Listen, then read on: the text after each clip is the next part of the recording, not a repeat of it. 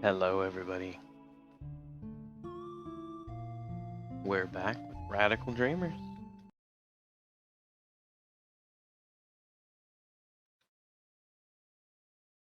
Yay.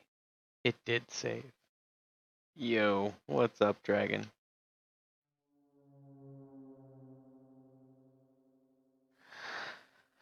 Shit. I know this is the wrong room. Looking for a sword. If I remember right, Kid found a sword in the room where we found that old lady. So I've got to make my way back there.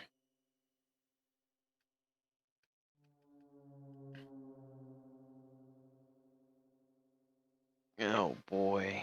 Let's see if I can remember the layout.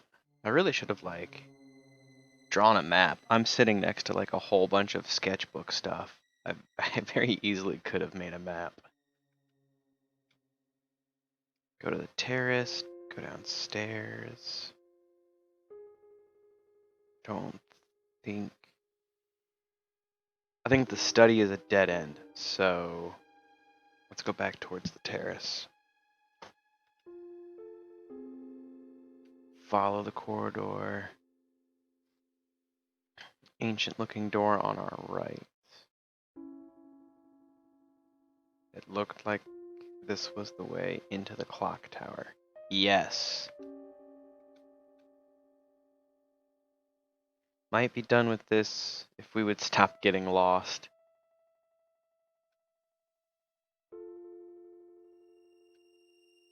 Oh, wait a second. I wanted to go in.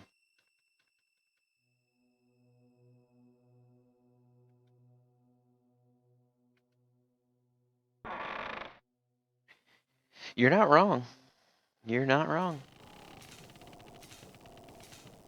There was no sign of light. Ah, I was right. At least I hope that's the right sword. Give me a second. I'm going to open up my mobile manager. I can't spend my channel points in here, but I can at least show off my 2 new emotes. Yeah.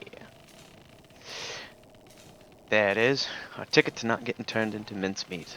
The ancient sword was right where Kid had left it after pulling it.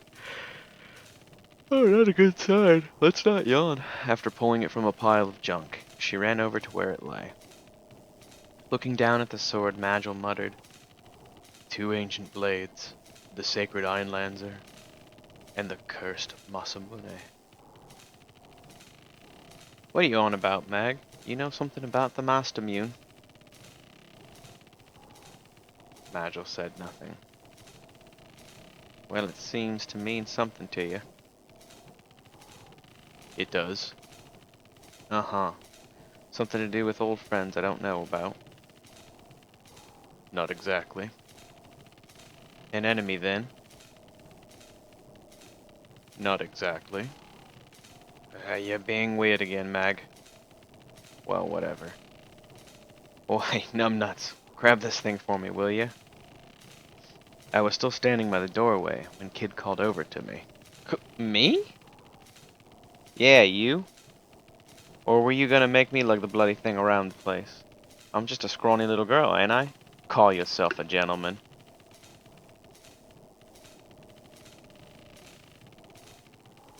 In whose dark dreams was Kid only a scrawny little girl, I wondered.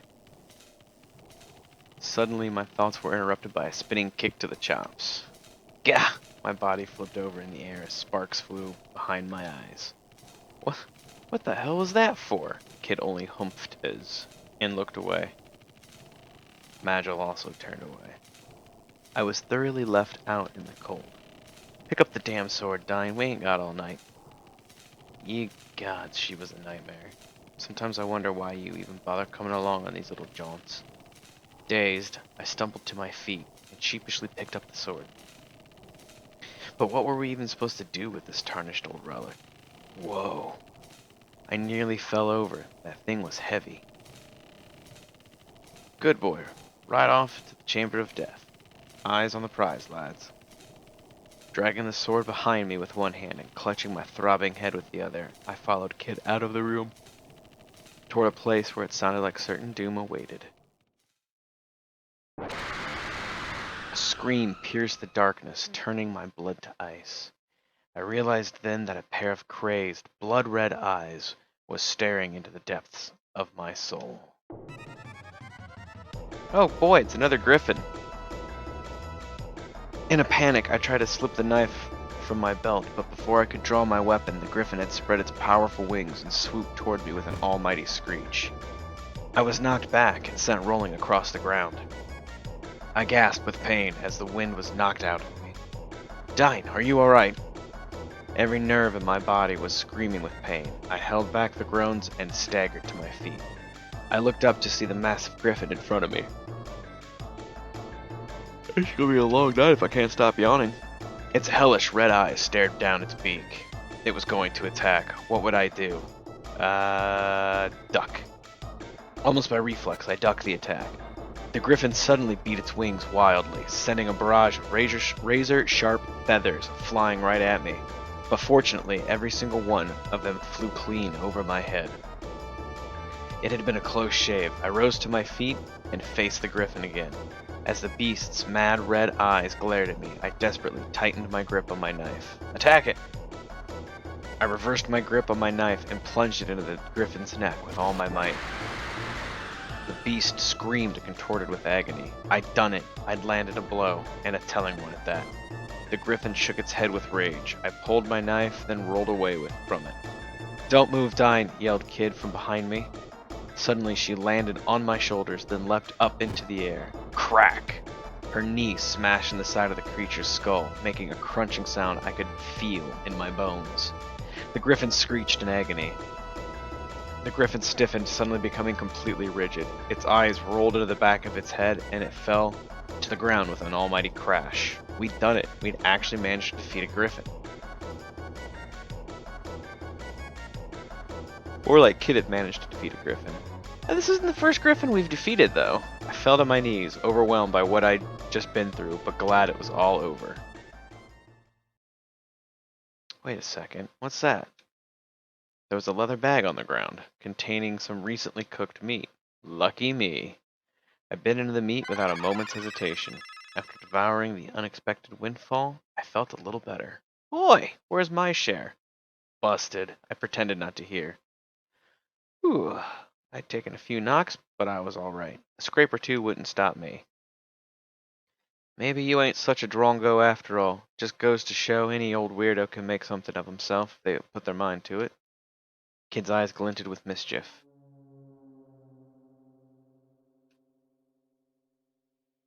Okay. I don't remember which way.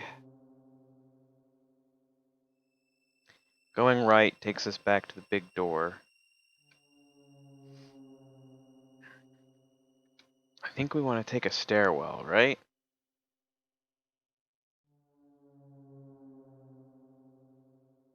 The crushy, grindy room was like upstairs, right? With Kid in the lead, we headed upwards. It was dark and the stairwell was narrow. We watched our footing carefully as we climbed. An old sturdy-looking door loomed in the darkness at the top.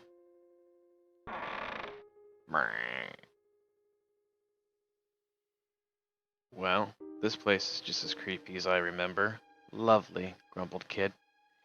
She was looking at the stains on the wall. The ceiling had been pulled back up, but there was no reason to believe it might not come grinding down again at any moment. Bearing in mind what Riddell had told us, the room was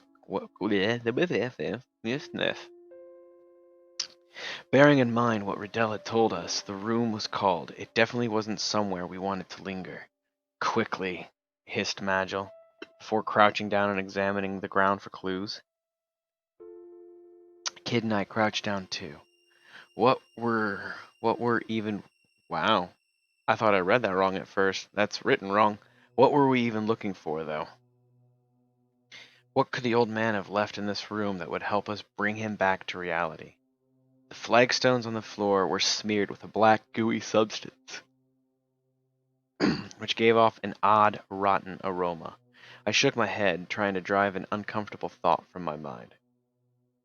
Kid saw me and clearly wasn't doing much better herself.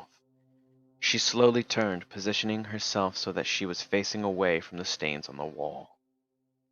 There was no point in thinking like that. I just had to try. But then, door shut behind us. The door slammed shut and the gears ground into life. Here we bloody go again. We have to stop it. If we don't deal with the trap, we'll never find what we're looking for. I wonder what we're supposed to do with the sword. Whee! Look at the spikes! The ceiling sank lower and lower. We ducked our heads, desperately trying to avoid the blades that jutted out from the bottom. Kid looked at me and screamed, "The sword! Use the Einlanzer!" What? How do you use a sword? Plunge the sword into Kid? No. Oh, what the hell? Kid's shriek rang in my ears, and then the edge of one of the descending blades sliced into my forehead. There was no time. Put it into the ground. Give me a minute. I drove the sword into the floor with all my might. A shock ran through the room. Beams of light scattered from the blade, covering the floor and walls and racing upwards.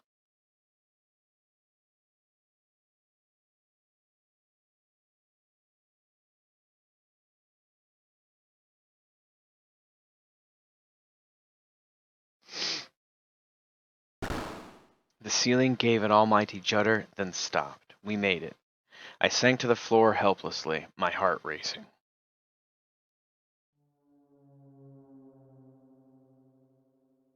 Hey, what's that? Kid was pointing at part of the wall. It was where we had seen the message written in blood. Guess we found what we were looking for.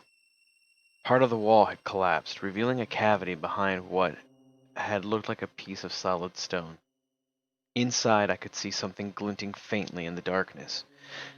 Kid reached in with her fingertips, carefully extracting whatever it was from within. It was a slender ring, with a delicately engraved design that looked like overlapping ferns. The ring was adorned with several small rubies in a pattern that resembled a bunch of grapes. The crest of Acacia. This must be the Acacian signet. Kid put the ring on her middle finger, where it sat uneasily. It didn't seem to be her size. The rubies gave off an eerie glint. Right, let's not spend any more time here than we have to. We'd managed to foil the trap and retrieve the Acacian signet. I left the Einlanzer where it stood, and we exited the room.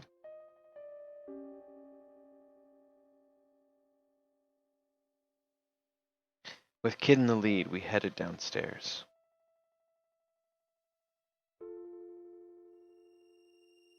We went down the stairs and continued straight ahead, eventually coming across a sturdy-looking door. Pretty sure we want to head back down to the basement, though.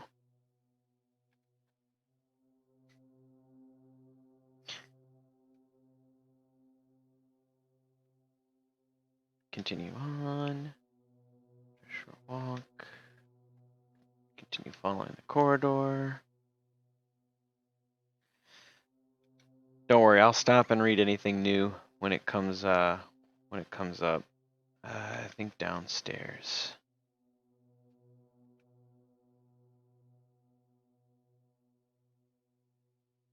Um,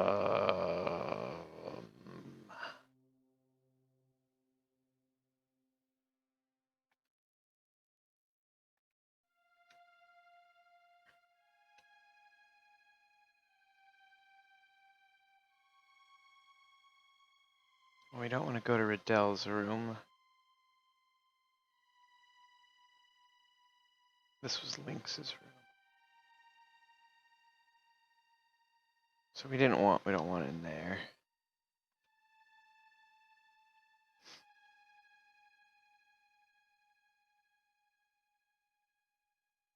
Continue on.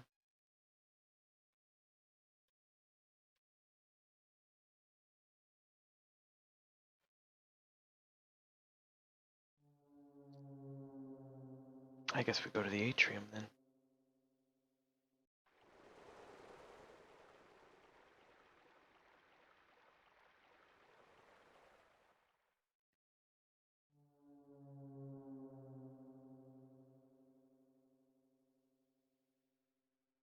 Yep, to the dungeon. Alright, cool.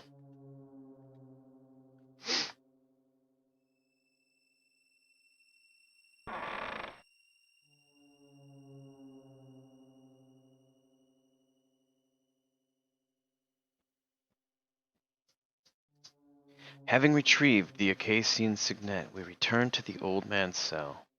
As soon as we got there, Magil took a step forward and grabbed onto the bars. They creaked and groaned as he heaved at them, gritting his teeth as he summoned every ounce of his might. Slowly, they bowed apart. Or bowed, I guess. He stepped into the cell through the gap, and Kid and I followed. The old man was exactly as we had left him, staring into space and muttering meaningless words. Kid walked over to him and crouched down. Oh God. She grabbed the him. She grabbed him by the collar and yelled at him, "Wakey, wakey, Granddad. We've got a few questions for you. Here, get an eyeful of this ring. Eyeful of this. Ring any bells, hmm?" Kid waved the Acacian signet in his face, shaking him roughly all the while. The old man's head lolled as he limply allowed himself to be manhandled.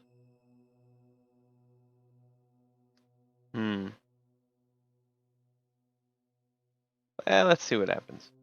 I tried to get between Kid and the old man. She glared at me. "You're in the way, Tyne. We're here for answers, remember? But if you really want to help him, you can't chicken out now. But look at him. There's no helping him anymore, surely. This all ended for him long ago." I would not be so certain. This is not over. It all means something. He has simply decided to pretend not to see it. Yeah, but it's not over, you say? Struck by the man's sudden interruption, we all turned to look at him. A faint glimmer of light had returned to his once vacant eyes. That's right. None of this is over until we make Lynx pay. His eyes began to cloud once more. So my former allies have finally come for me. I am to blame. It is because of my indiscretion that the frozen flame was stolen, and that all of the Acacian dragoons, and that of all the Acacian dragoons, only I remain here in the manor. But now, all is well, for you have returned. Oh, Melgid, Zoranda, where have you been all this time? Did you all return to Lake Stoic? Never mind all that, Grandad. Where's the frozen flame? Give us a clue, anything, come on, out with it. I couldn't decide if Kid sounded more annoyed or more desperate. The frozen flame. The old man looked momentarily confused, and then a wan smile crossed his face. My word, Lady Rydell, it has been far too long since last I had the pleasure. Why, you need only turn the third candlestick from the left as you enter the main hall. That will open the underground vault, as you know. Kid wrapped her arms around the old man and held him tight, and then in a trembling voice she whispered, "I'm sorry. I promise we'll get it back." Aha! Gah! The man recoiled in horror and then began to sob once more. "I am to blame. It's all my fault. Forgive me. Forgive me. Look, if you want to get out of here, now's your chance." But it was no use. He was too busy cowering and wailing to hear me. We're done here, Dine. We can't help him, and there's things we need to be doing. Thank you, I whispered to the old man before following Kid and Magil out of the dungeon. So now we gotta go to the main hall?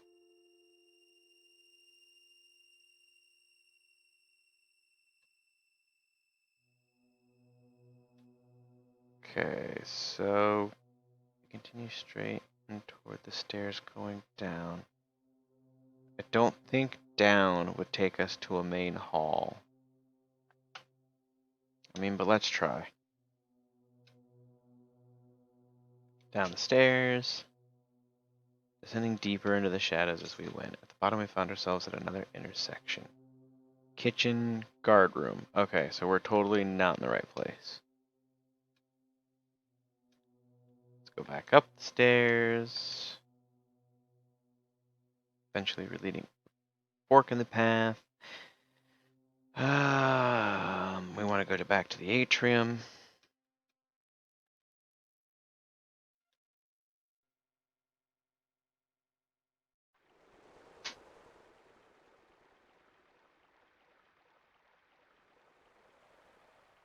Continue on. There should be a staircase. Kid suddenly stopped. What's that? She jabbed her finger at something in the darkness. Straining my eyes, I could see a pale white bundle of something shaking in the shadows. Huh, that's strange. I moved in front of Kid to try to get a better look, and then suddenly the strange presence started crawling across the floor towards us at an unbelievable speed. I didn't have time to brace myself. The white figure reached my foot, then reared up to its full height. It was a skeleton. Oh, neat. The skeleton and I stood face to face, its empty eye sockets staring straight at me, or seeming to at least. Tackle it. There was a crunching sound and a clattering of bones as the skeleton was knocked back by the blow.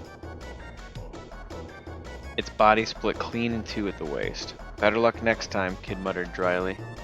As if in response, the skeleton's upper body picked itself up from the ground, turning its skull towards me.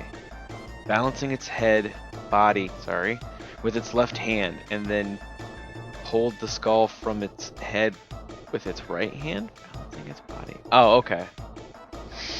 What's it doing now? Before I could get the words out, it had heaved its skull at me. Dodge. The skull sailed past me as I quickly stepped aside. Ow! Only to smash into Kid, who was standing right behind me. That bloody hurt! What did you move out of the way for? She returned the favor by thumping me in the back of the head.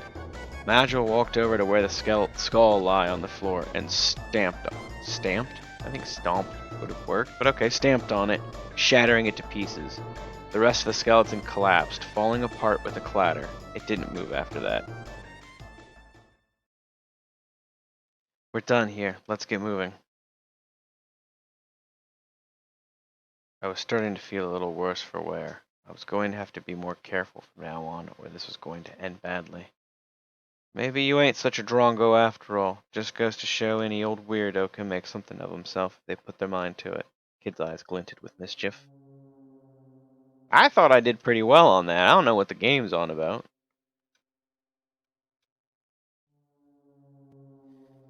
Okay, so if we go straight forward, that takes us to the personal rooms. So let's go up the stairs.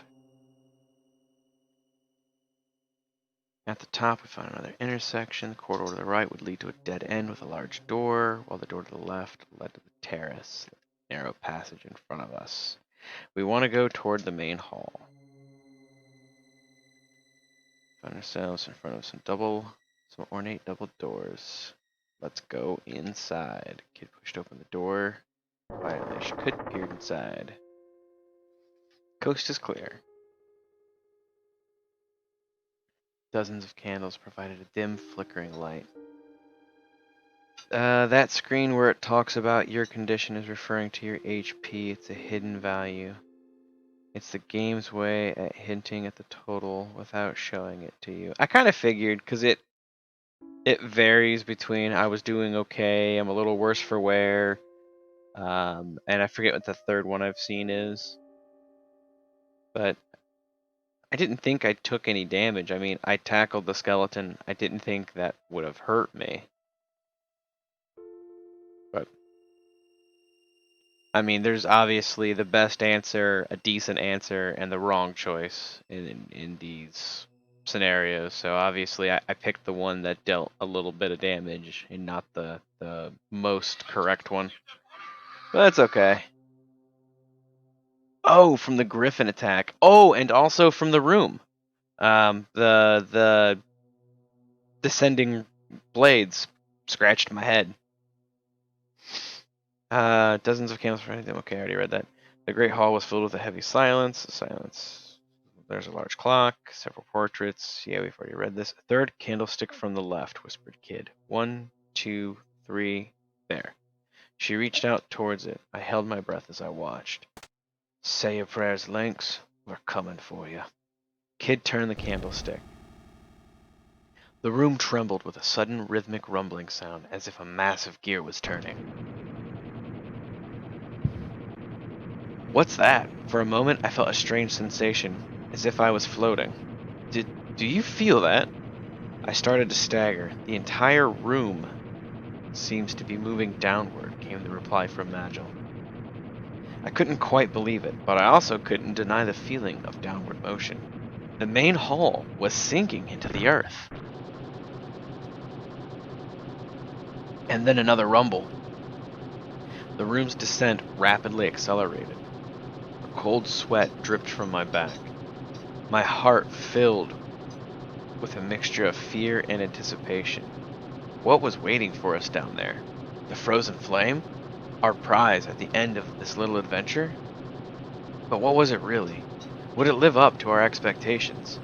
I tightened my fists, which were slick with sweat. What were Kid and Magil thinking? The room remained veiled in silence.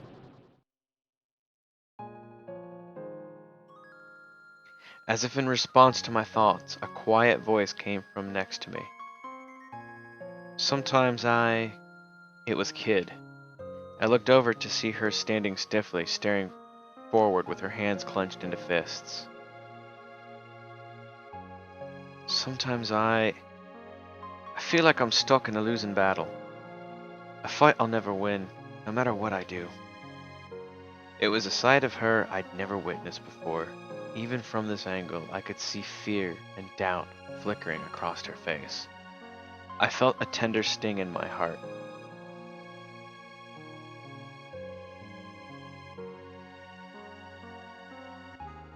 There's nothing to worry about. We'll win in the end. I promise. Hey, Trongo.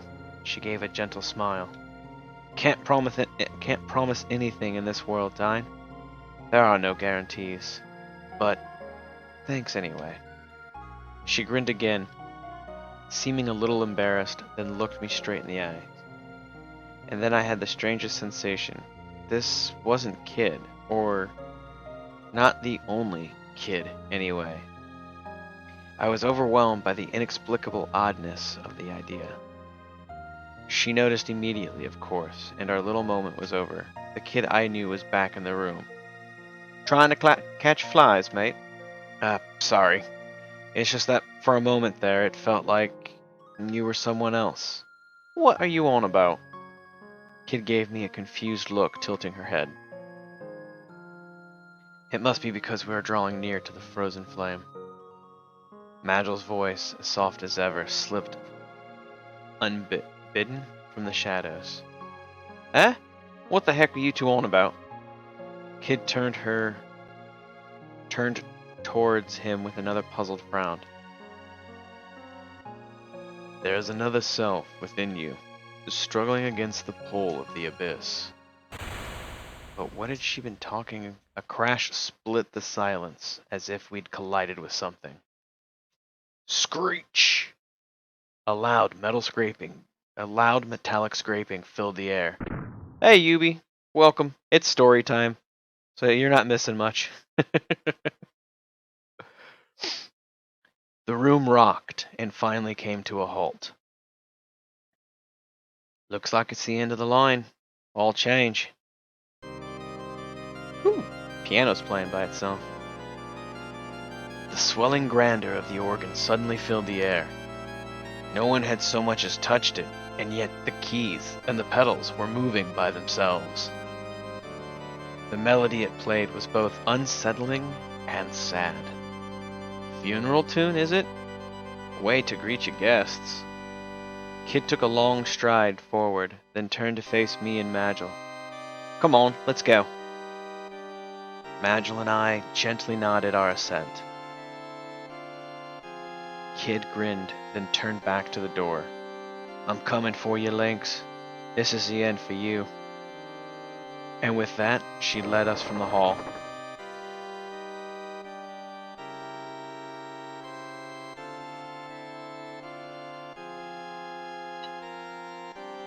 We continued down a long, dark corridor, the walls slick with condensation. The air was thick and heavy, as though ripe with the stench of death. Were we really getting closer to Lynx's hidden vault at last? And was there any turning back now, for any of us? There was something strange about Kid that night. Magil didn't seem to be his usual self either.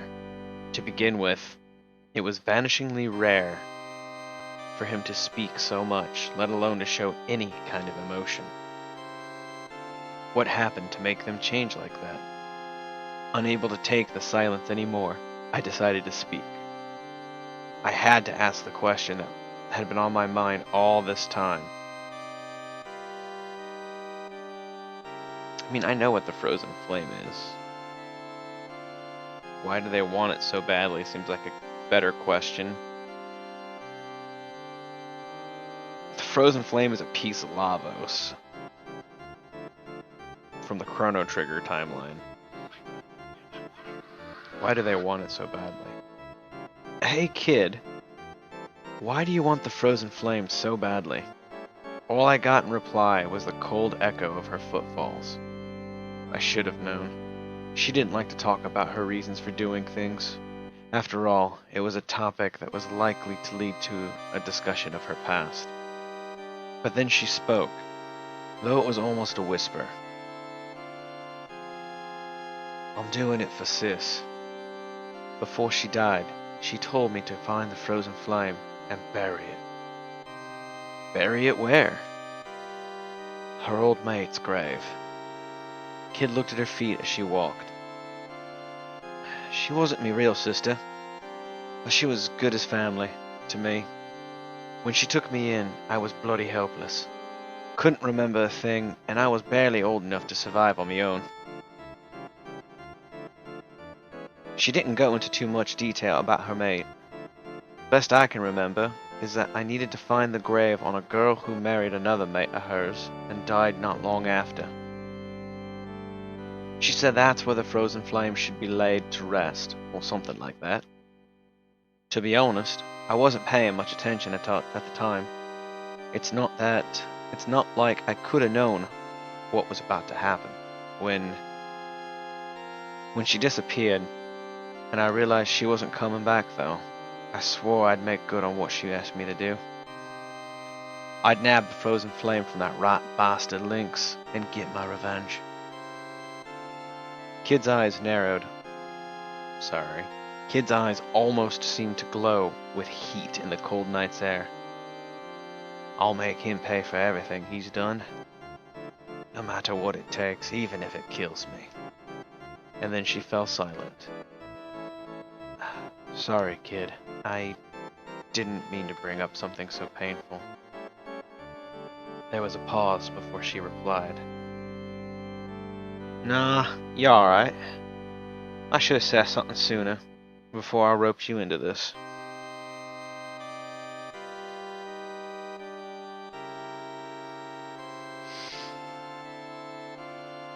Sorry.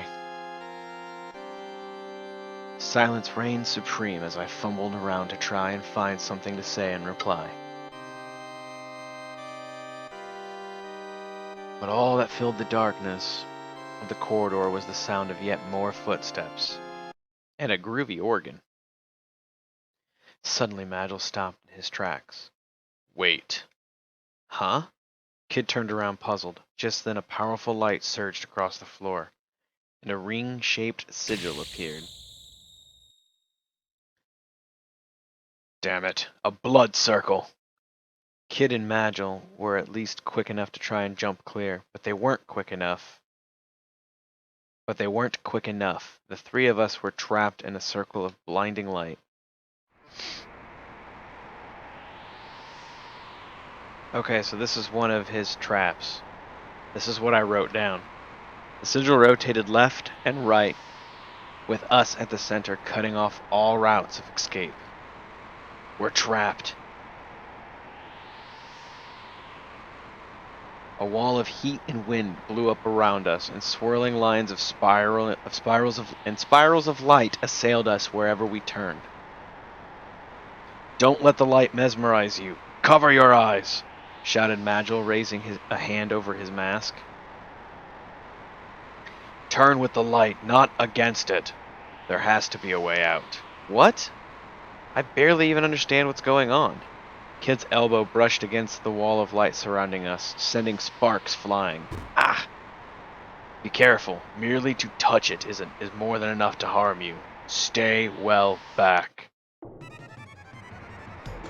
I slowly turned my body to follow the movements of the ring of light, looking for a gap to escape through. We want to turn right 3 times. I turned right 3 times. 3 steps to the right. There, I see it. That's our way through. I found a gap in the wall of light and carefully walked through it. Kid, Magil, this way. We managed to get through the barrier unscathed, but we weren't out of the woods yet. There was still another wall of light, swirling with a great wind in front of us. Left 2 times on this one. I slowly turned my body to follow the movements of the ring of light, looking for a gap to escape through. I turned left twice. 2 steps to the left. There, I see it. That's our way through. I found a gap in the wall of light and carefully walked through it. Kid, Magil, this way. We managed to get through the barrier unscathed, but we weren't out of the woods yet. Okay, you're just going to repeat that. I slowly turned my body. The last one is right 2 times. Right twice. 2 steps to the right. There, I see it. That's our way out. I found a gap. Called to the people. Yeah. Alright, we made it through. Good thing I wrote that down. Could you imagine if I didn't? Suddenly my body felt light, and I staggered 2 or 3 steps forward. We were back in the deserted passageway we had been walking down before the blood circle had appeared.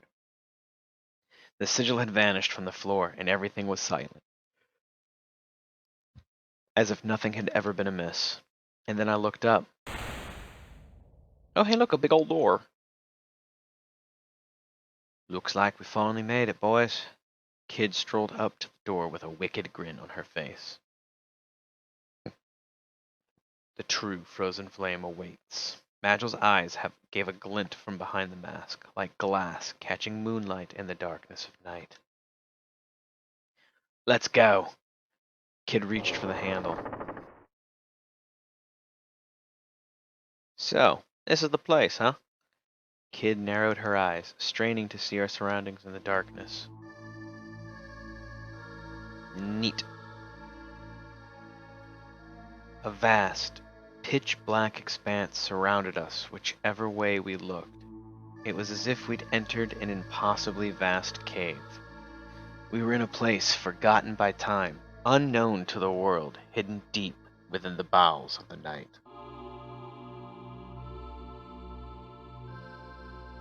A gentle crimson light hovered in the darkness. The frozen flame. All right, now it's ours.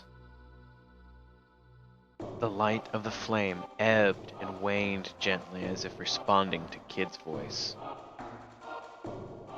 What the heck is this place? There's mountains of bloody rubble everywhere. Magil took a step forward into the room and said in a whisper that was almost a groan, No, it can't be. But it is. The ruins of the lost kingdom of mages. The voice drifted down through the darkness from above. Kid looked up in shock. Lynx, I'll kick your flea-bitten arse so hard you'll kiss the moon. Kid pulled her knife from her belt and threw it as hard as she could. That's kind of pointless. It fell to the floor with a clang as if knocked out of the air by some unseen hand.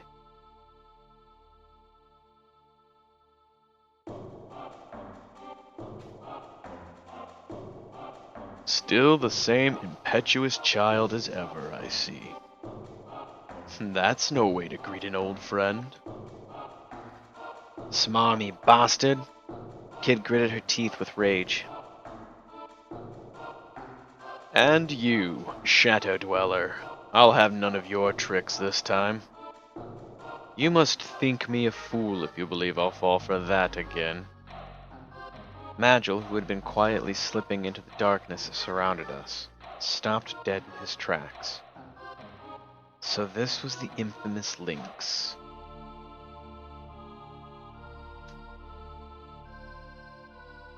The lord of this deadly manor. The man who had murdered the closest thing Kid had to family. Who had assassinated General Viper and eradicated the Order of the Acacia Dragoons.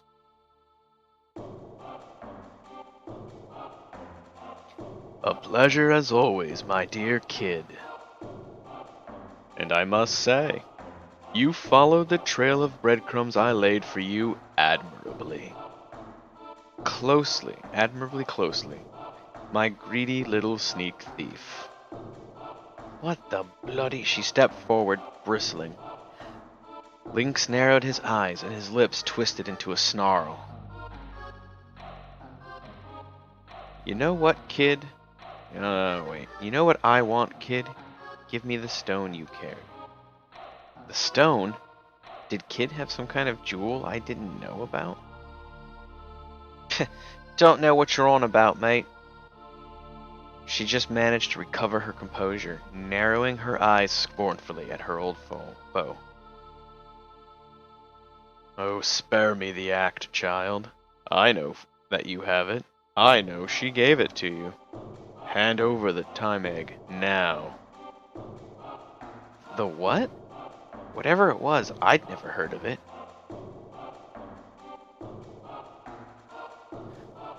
You're dreaming if you think I'll give it to the likes of you, Kid shot back. It's all I have left of her. I'll never let go of it. Not for anyone, and definitely not for you. I'll tell you what's gonna happen, you bastard. First, I'm gonna take the frozen flame, and then I'm gonna ram it down your throat. Incorrigible young fool. I was hoping this might be a civilized exchange. Alas, it seems my words will only fall on deaf ears, and you are determined to repeat your past errors. Lynx moved his hand onto the grip of the ornate golden saber that hung from his belt. Last time, I showed you mercy, and let you leave with your life. That was a mistake, one which I mean to correct. Dine, Magil, stay back. Kid took a step forward, glaring at Lynx, her gaze unflinching. This ends here and now. You'll pay for what you've done. You'll pay for what you did to Luca. With a scream, Kid leapt into the air like a bird taking flight. Her foot lashed out in a scything kick aimed right at the side of Lynx's head. But there was no contact. Where Lynx had been mere moments before, now there was only empty space. Kid landed and immediately launched herself back into the air, putting the full force of her momentum into another kick. This time, Lynx leaned back, letting Kid's foot swing past, only a hair's breadth from his nose. And then it was Lynx's turn. He lashed out with his saber, carving an arc through the air in front of him. Kid was ready for him, however, and had already jumped back to a safe distance. The two glared at each other from mere footsteps apart.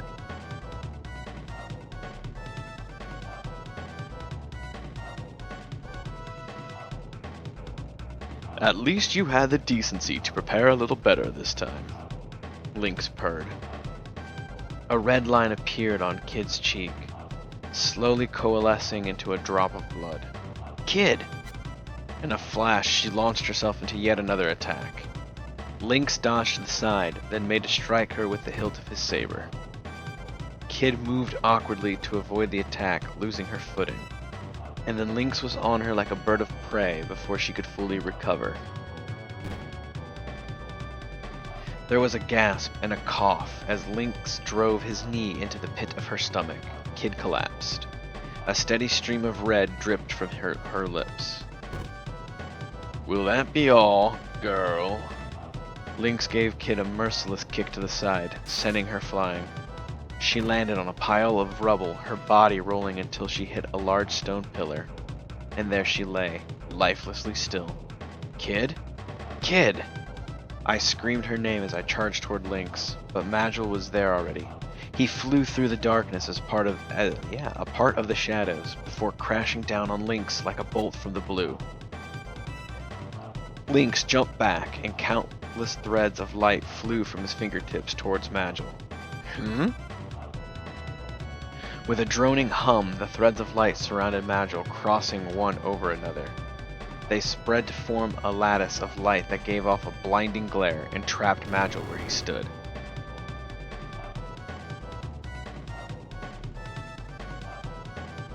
"What is this?" Magil staggered and groaned, attempting to shield his eyes with his hands. It's a simple enough spell, my shadowy friend. For those inclined to learn it, and one which, sadly for you, leaves no darkness in which to hide. Lynx leered at Magil with a venomous grin. "You've been quite the thorn in my side. I'll let you live long enough to regret it." Magil struggled and groaned. I had to do something. Kid and Magil needed me, but what was I going to do? Rush him. He'll never see it coming. Lynx had started making his way over toward Kid while I was paralyzed with indecision. "What's the matter, Kid? You were so bold only a moment ago. Aren't you going to keep me entertained?" Lynx looked down his nose at Kid's broken body. Now do you want to give me the time egg? We can still be civilized about this. I am, of course, a gentleman, and it pains me to have to seize a fair maiden's valuables by force, even if that fair maiden in question is in fact a filthy street rat. He pressed his foot into Kid's forehead. I could hear her voice, faint and breathless. "It's Lucas' stone, not yours. I'll never give it to anyone, and no way will I give it to the likes of you." I couldn't let him get any closer to her, but what was I gonna do? I thought I selected challenge, but okay. I charged at Lynx. I screamed, "Why are you screaming? He's not paying attention to you. It's a perfect time for a sneak attack. Have you learned nothing?" I screamed as I rushed toward Kid's nemesis, and then, in one fluid motion, he spun around to face me, lashing out with his saber. I tried my best to dodge the blow, but the blade sliced into my body. Ah! I collapsed in a heap and rolled down onto the rubble. "You aren't the first arrogant little street rat I've cut down, and you certainly won't be the last." His claw-like fingers clamped around my throat. I couldn't breathe.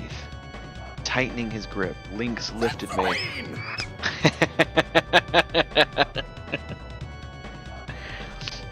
I see you found the new point redemptions. Certainly could use a sensu bean right now. Tightening his grip, Lynx lifted me bodily until my feet were dangling in the air. I could feel his talons mercilessly digging deeper and deeper into my neck. Panic filled my mind. "Look, Kid. See your friend. See him suffer. This is your doing. This is your hand around his neck." Kid's breathing was ragged, and blood still dripped from her lips. Opening an eye, she groggily raised her head, but she couldn't get up. She didn't have the strength. Give me the time egg. Do you even know what it is? I suspect not.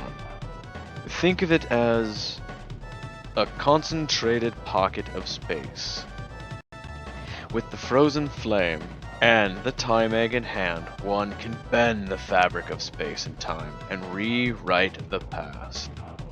There are errors that I mean to correct, mistakes in the past that must be set right. Lynx's narrow, emotionless eyes returned to my face.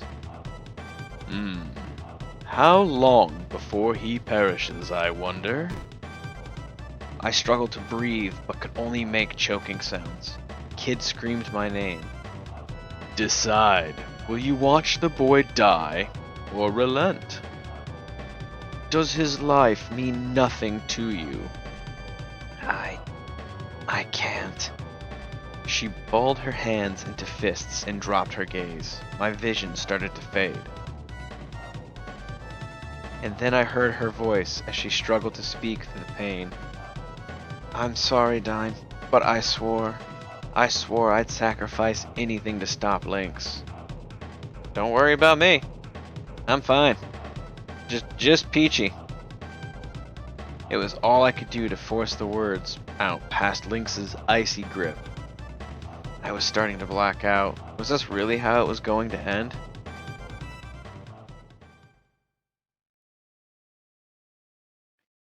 Oh, for crying out loud, fine, here, you win, here, have your damn rock. Lynx's grip on my throat loosened. Groaning with pain, Kid reached a shaky hand into her shirt. Ah, I knew you'd come around in the end. Lynx threw my body to the ground, then walked over to her. Just shut up and take it, you bastard. It's all you deserve. With all the strength she could still muster, Kid lashed out at Lynx with her right hand. Gah? He leapt back in a desperate attempt to evade the blow, but it was too late. Kid's nails, sharp as cat's claws, raked mercilessly into his face.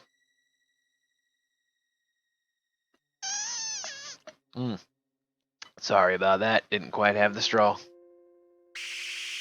Lynx roared with pain. He staggered, clutching his left eye. Blood oozed through the gaps in his fingers. You wretched little chit of a girl!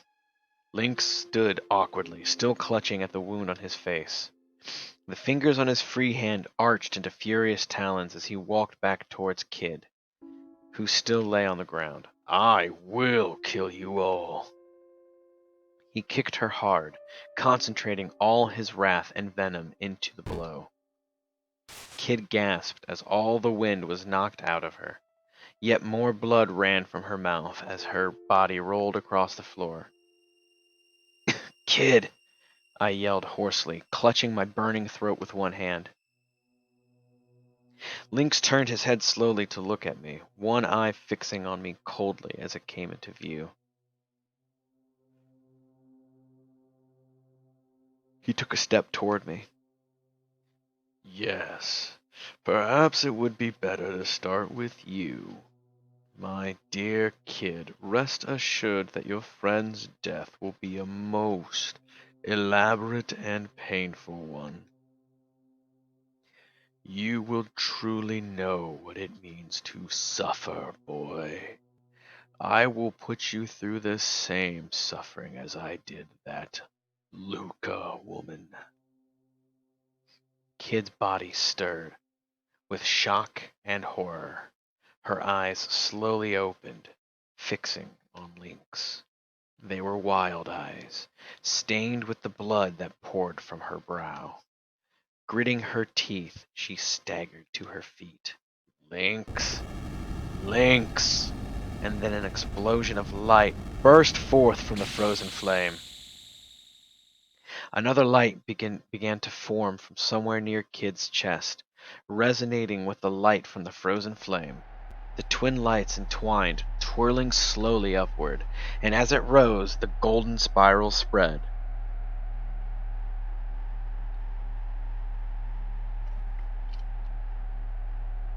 No, no, this can't be.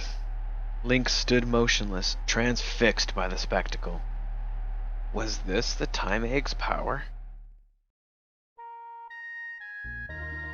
Kid screamed as a raging blaze of light engulfed her.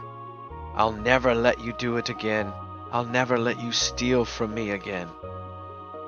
Bathed in the glow, her body shook. Blood-red tears dripped from her eyes as they took on a distant look, and then she collapsed to the ground, as if all the life had gone out of her. I heard a voice. It was quiet and still like the evening. It has come to pass. Kid is retracing her lost memories back through time, back to the lost kingdom.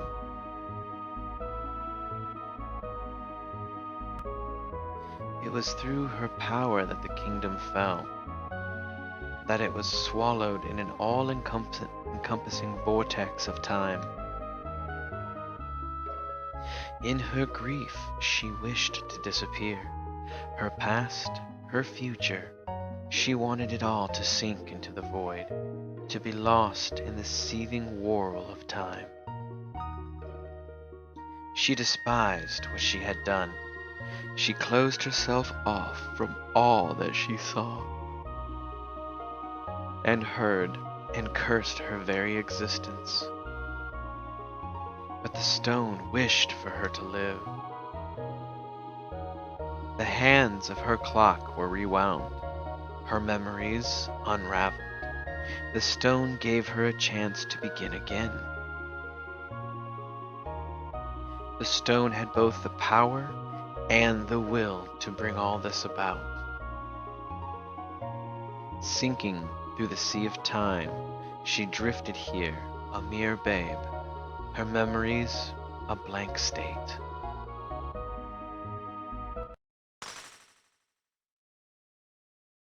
The Time Egg shattered, and its fragments raining down on the world became shards of sorrow and anguish. The world around us drifted into pieces. It swallowed us, engulfed us. We were consumed, locked into the void. And then, a girl's scream echoed in the darkness. That voice, was that Kid? It sounded just like... No, no, this is all wrong. The black vortex, it surrounds us. No, stop!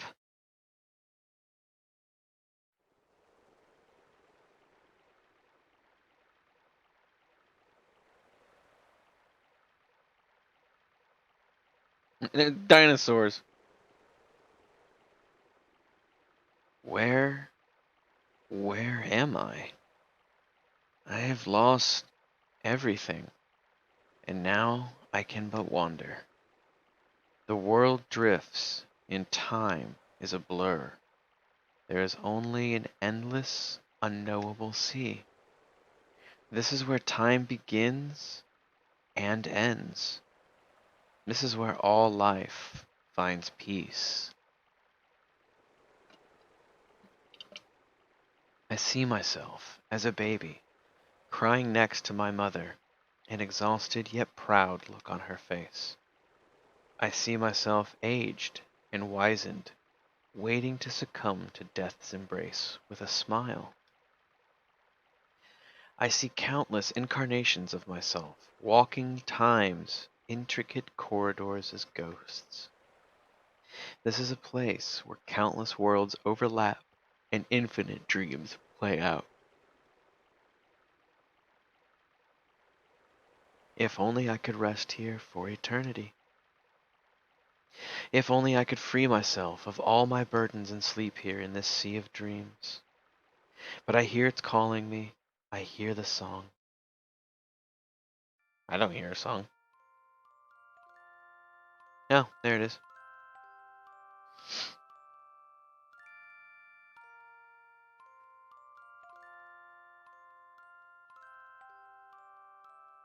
Kid, please.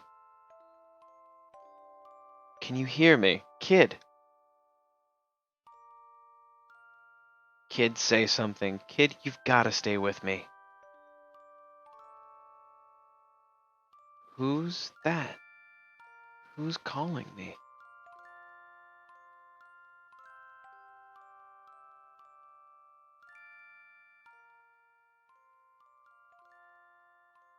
Dying?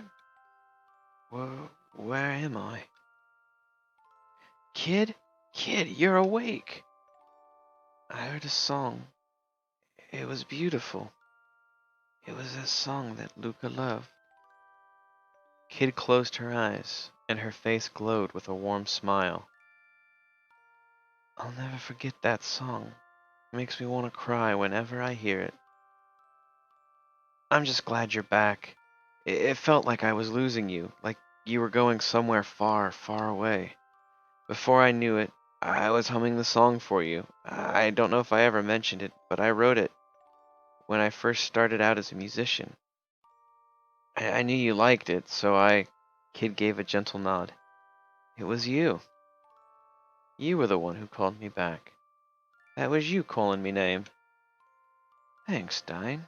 It's okay. It's okay now. I'm back. Suddenly she gasped with pain. Lynx's saber had plunged deep into her right shoulder. Oh, that asshole's still around? And towering over us was Lynx himself. I told you, kid. I told you I would kill you all. She had no strength left to do. What was I to do? Tackle him! I just like tackling things, apparently. I charged toward him with all the strength I had left. That's quite enough, brat. Lynx lashed out at me with his saber. Wait, I thought the saber was in Kid's shoulder. I staggered and collapsed to the ground, but what about Kid? Was she okay? I looked desperately to find her, my eyes clouded with pain. Alas, your time has come. He raised his saber high, preparing to strike. Enough! Stunned, we looked toward the intruder. You? Who was it? Who is it? I want to know. Oh, it's the old lady. There stood an old crone, her wizened features obscured by a heavy hood. How had she made it all the way down here?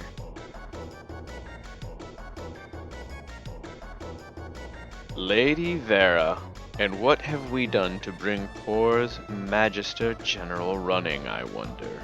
He growled. It's been far too long, Lord Lynx. A pity that I seem not to have caught you at your best. The crone met Lynx's mad stare head on. I will take the frozen flame. After all, it seems you two have been quite unable to decide which of you should have it. She raised a hand, and armed soldiers poured into the room. Magil lifted Kid to her feet. This seems like a good time to leave. Lynx snarled. You'll regret this, witch. He kicked off from the floor, and his body rose into the air. Then he turned his venomous glare on us. And you, Kid. You'll pay for this with your life soon enough. You'll never be safe from me. And with that, he disappeared like a puff of smoke. The crone lingered for a moment, her eyes resting on us.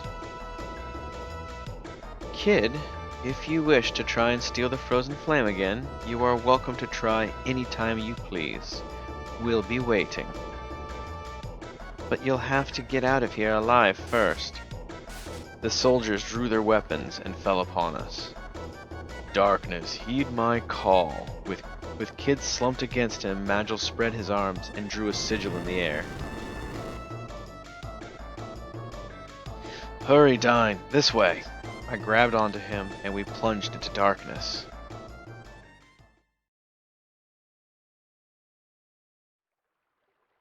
Release restrictions, level 1. Level what?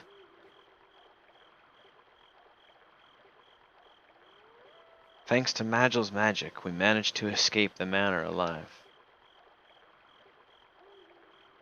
But the lights of torches dotted the forest, and we could hear soldiers calling to one another.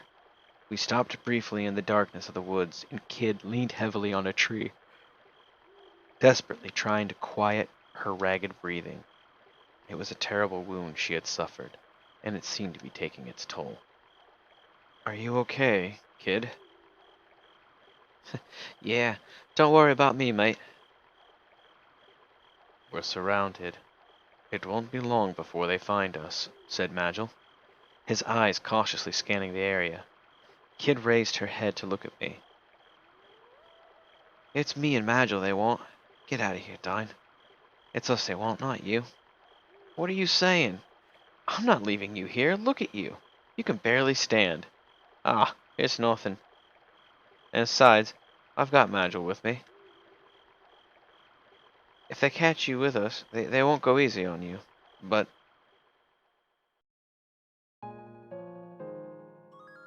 I remember everything. I remembered another me. A me from a long, long time ago." Slowly, Kid averted her gaze, looked up at the night sky. "I have to go." The stars reflected in her eyes, and suddenly she looked like nothing more than an ordinary young girl with a sad, distant expression on her face. "Kid." "Don't worry, Dine. I'm okay. We'll meet again." Kid smiled. "We'll meet again. Somewhere, someday, sometime. Promise." Her eyes closed gently. "I didn't manage to nick the frozen flame in the end, and I lost the time egg too. The only thing I had left to Lucas. But it's okay. Everything's gonna be okay. There's something inside of me that shines brighter than any stupid jewel. And the most important thing in the world." She opened her eyes again and fixed them on me. I could have lost myself in their depths forever. "No one can take it from me. Not for as long as I live." There was nothing else in the world I wanted but this. I doubted I'd ever want anything again. I only wanted this moment. All the clocks in the world could have stopped right then and there for all I cared. And that was exactly what I wished for as I gazed at her. "Goodbye, Dine. And thanks." She looked down and turned away and disappeared in the darkness of night. Would I ever see her again? "Kid!" "Don't follow me, Dine. Please, just don't." I strained to try and catch a glimpse of her as the last traces of her shadow vanished towards a place I might never reach again. "No, Kid!" I leapt to my feet, meaning to chase after her, but a shadow soon blocked my path. "Magil?" Without saying a word, he slowly shook his head. Behind the mask, I saw a sadness in his eyes. Then the shadow withdrew and melted into the darkness. "Magil! Kid, wait! Don't leave me!" I screamed into the night, but there was no reply. The black silence swallowed my cries.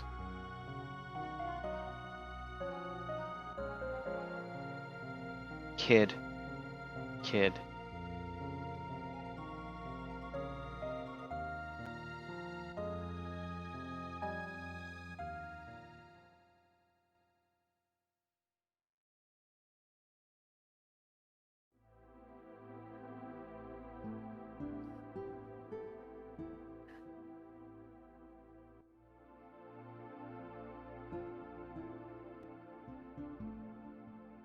And so ends another tale. Perhaps one day I'll see Kid, Magil, and Riddell again. One day. Somewhere, at another time, in another world. Perhaps none of us will even realize it. But that's a story for another day. For now, I must put down my pen.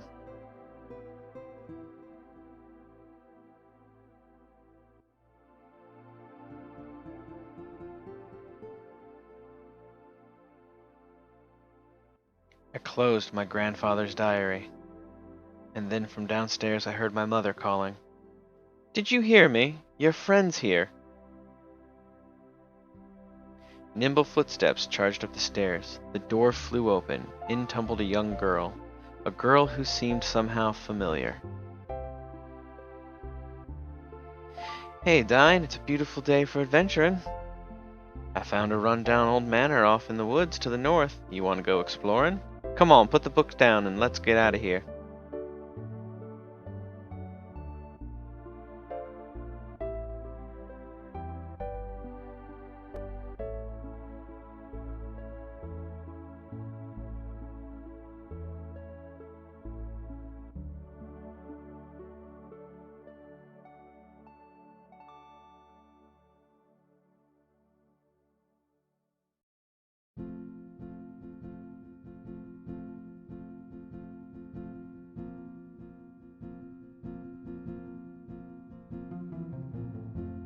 Oh, wow.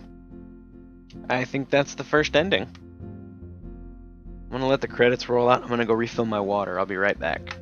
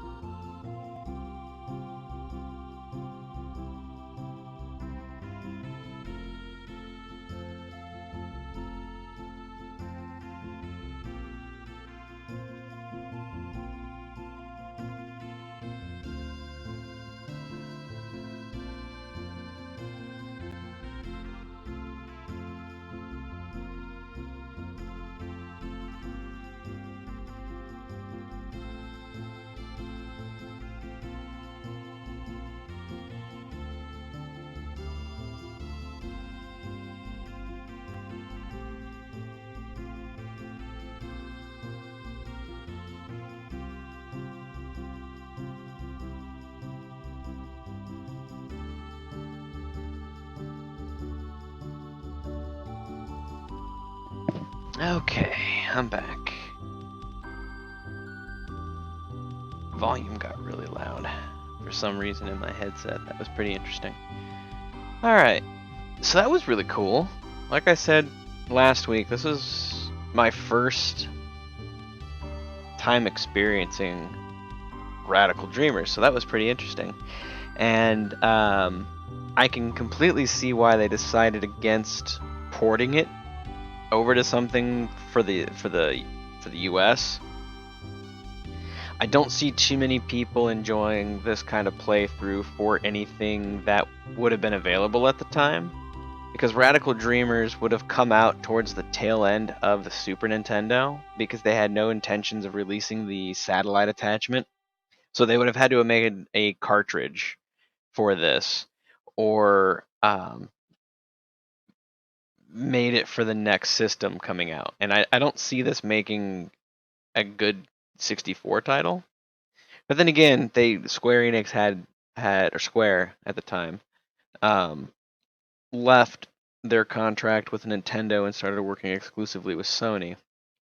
So at the time, they didn't have the rights to Chrono Trigger because I think Nintendo still had them. And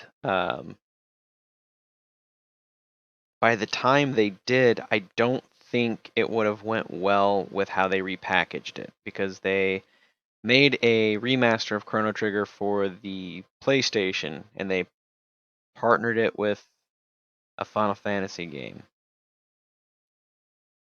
I can't remember which one, because they had Origins, which I believe were 1 and 2. Maybe it was Chrono Trigger and Final Fantasy 6. I don't remember off the top of my head. Or maybe it was 3 because 3 wasn't officially released in the States either. But I can see why they didn't take the time to port it, just because there probably wasn't a very big calling for it. I don't think a lot of people would have really appreciated it for what it is. Yeah, totally Dragon. I liked it too. And I'm probably gonna play through it again.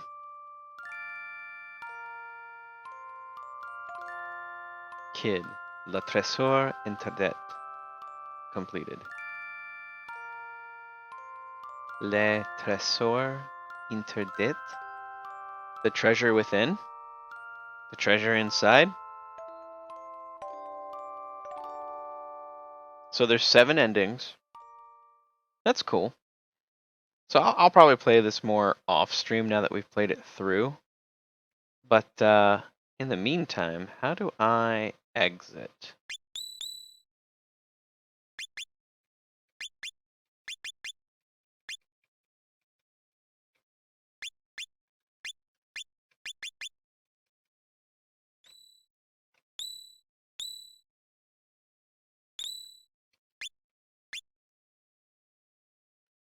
Um.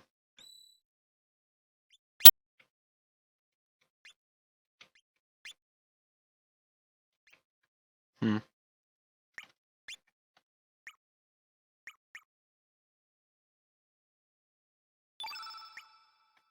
I guess that's how I exit.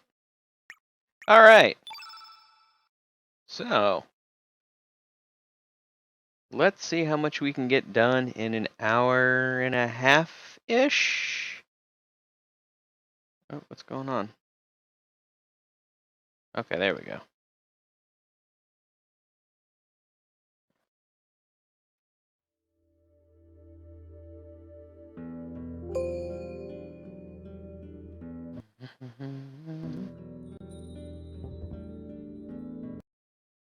Oh man, it really doesn't like me doing anything.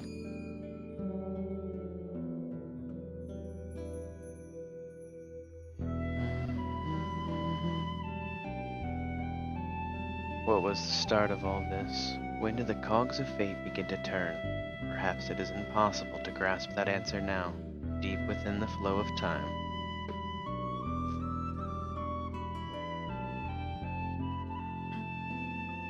You know what? I'm not going to read this. This music is too good for my voice to ruin it. You guys can read it.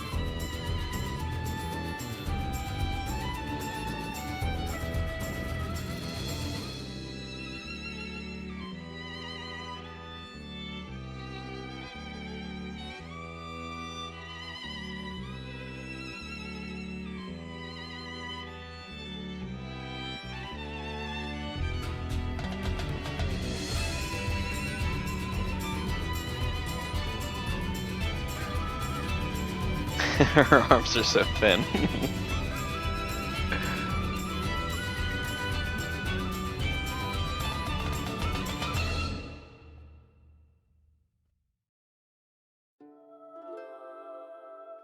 Awesome.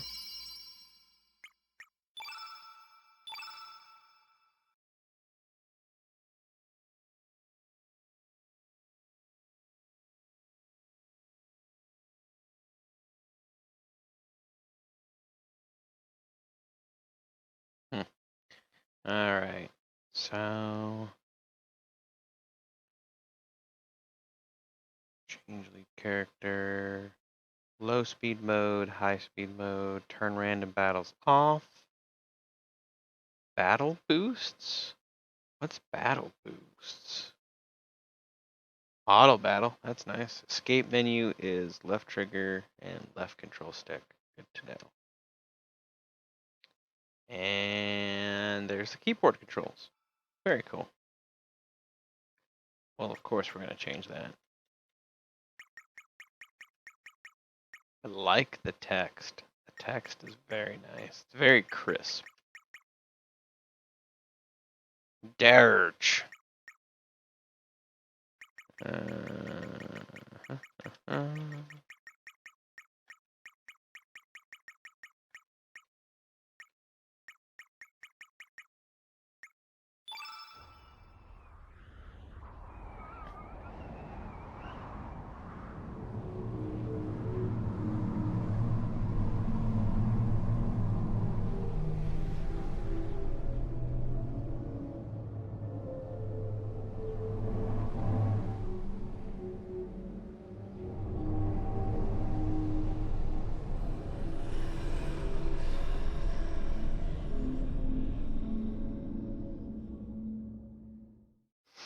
You guys couldn't feel it, but the controller's rumbling during all of this.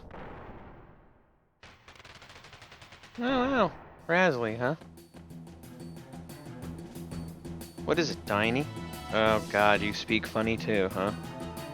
You look troubled. This is it. There's no turning back now.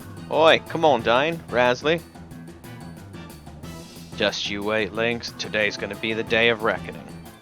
Say your prayers. Not that it'll do you any good.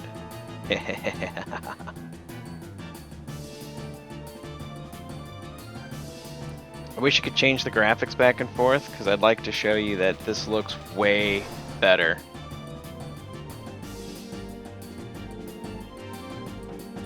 The character models look way better. They redid the portrait art too!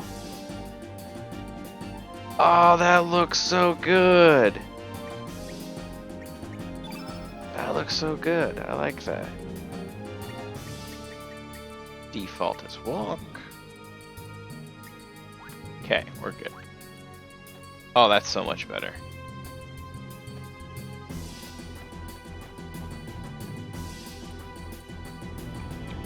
Dun, dun. Dun, dun, dun, dun, dun, dun. What's that crystal-like thing? Some kind of switch? Bugger. So close and yet so far. Doesn't look like it's that far of a drop. We could have jumped. Could have been fine. Dun, dun, dun, dun, dun, dun. I love this music. Alright. I don't remember. Wasn't gonna exit this way, right? Yeah, that's just an eye shape. Okay. Let's go this way. Fine, let's get into a fight. Let's go.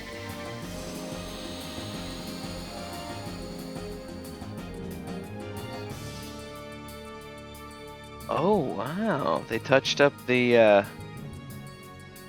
battle character models too. Wow.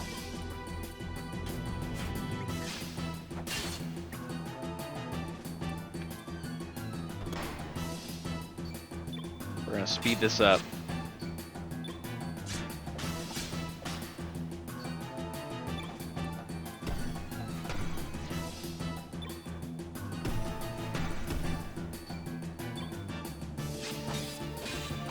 Huh. So auto battle only attacks. It doesn't use elements. Good to know.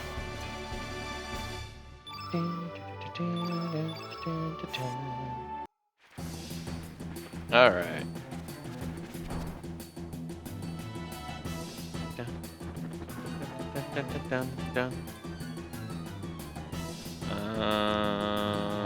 This way?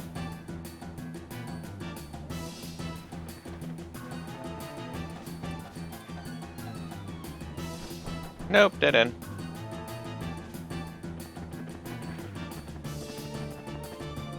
Hmm.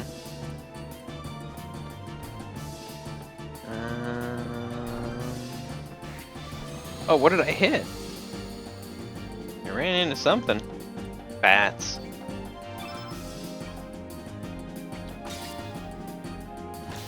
That's bullshit.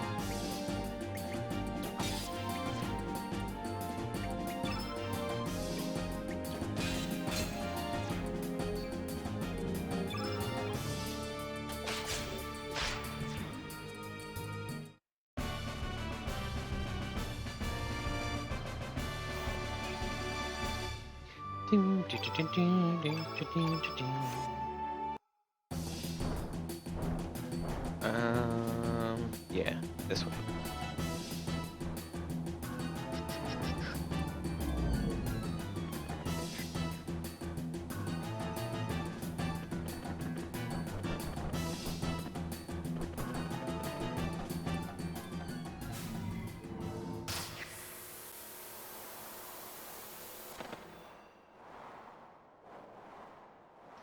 What the bloody hell just happened? What are we doing out here? Wow, bugger. We're so high up. Is this thing floating? Did it feel like your body passed through the floor just now? This sure is some fort, eh, Dine?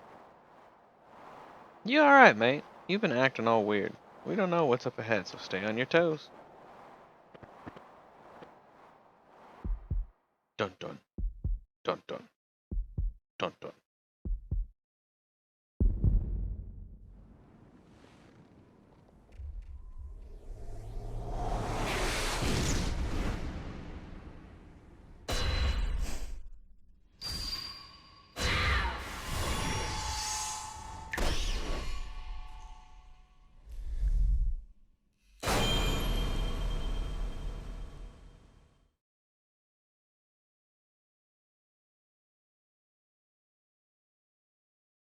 Dine. Good morning, Dine. Come on, sleepyhead, get up.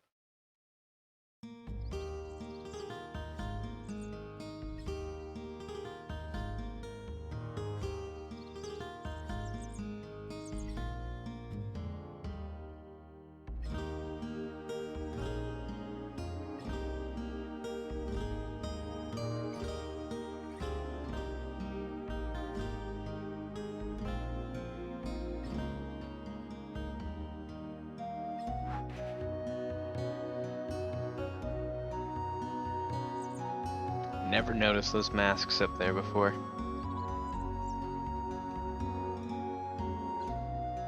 Check out Dine's not so secret savings. And then check pots. Nope, don't need a rest. There should be an element over here. Tablet. Yeah. Is that it?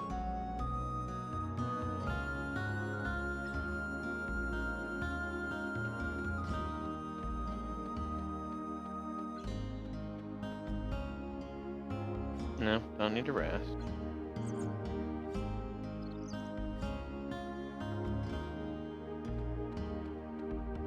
Okay. Thought there was more. Let's see. Marge. Good morning, Dine. You're finally up. Sun's already reached high noon. By the way, didn't you have plans to meet with Lena this morning?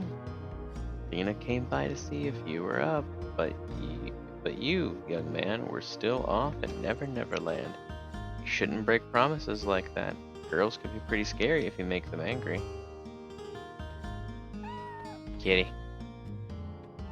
Kitty.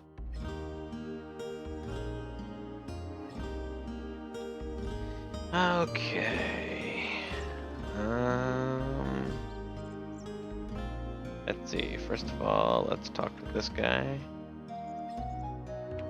Ever seen one this size? Yada yada yada. Yeah, hey, you're probably right. Yada yada yada. Yada yada yada. Yada yada yada. Just give me the damn thing. Komodo dragon scale. Woo! Do I get anything from talking to these people? No, because I can still move. Oh, talk to the same person. Nope, okay.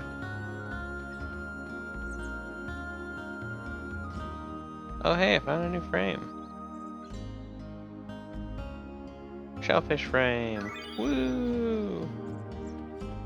I don't think I get anything from just talking to you, and I don't have much money, so I don't see any point in buying anything right now.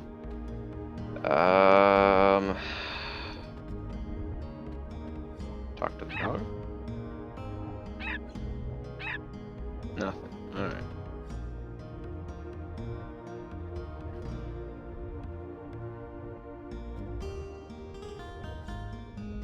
Don't tell Grandma about this. Thought you give me something to keep me quiet. I guess not, huh? Talk to the barrel. That's right. Fine, here, take it. Uplift. But it's just a barrel, probably.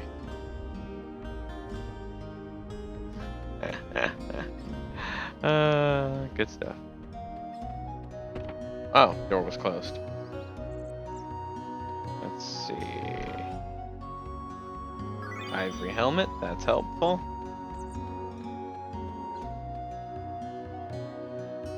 Hecarim bone. Forget what I need that for. I think I give that to Poshel.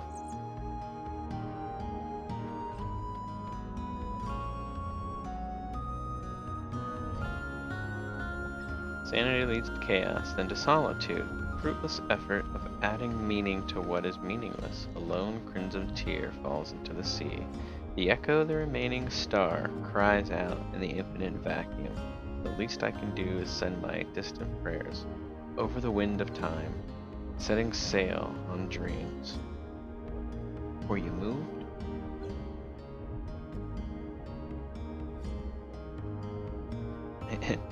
In this puny village in the middle of nowhere, waitressing in this rundown shack. Well, what you say about my restaurant? You can quit anytime. Yikes. Just kidding. I was just kidding. I was just saying how good the work environment is. Oh, there we go. I thought I could get back here. Yo, have you heard your message of the day from the Record of Fate? It's Green Pyramid. Uh-huh. Cha ha ha ha ha. Okay. Tasty, cha-cha-cha. Healthy, cha-cha-cha. Why don't you try my Hecarim soup? That's my specialty, soup made exclusively from Hecarim bones. Don't mean to brag, but nobody can make soup like I can. Ha-cha-cha-cha. Okay. Alright, we got everything in here. Moving on. I think the kid gives me something too. I want to get some for Kiki, but there's no way I could beat those monsters. Oh no, if I don't do something, Kiki must. Can I just give you one? Is that a Komodo dragon scale? No way, is it real? How about giving it to me, pretty please? Come on, I won't ask another favor for the rest of my life. Yeah, sure. You sure? Alright, thanks a million. Here, let me give you this. Put it to good use, okay? Oh, another uplift. That's cool. Do you know what Poshel's favorite food in the whole world is? It's Hecarim bones. She'd do anything to get her paws on one. She'd obey your every command if you gave her one. Okay.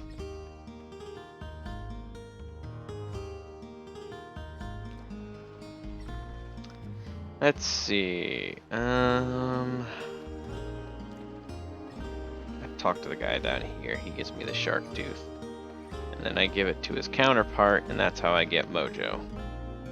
Oh, hi, Diane. I was lost in thought there. You know, Kiki's growing up so quickly. Sometimes it just amazed me at how much she resembles her mother. Yeah, I guess my wife is like that, too. She's been very much like her mother since as long as I can remember. I guess that demonstrates how life continues to live on through generations. It's been about 10 years since I became a fisherman. Back then I still had other aspirations, but I ended up succeeding my dad.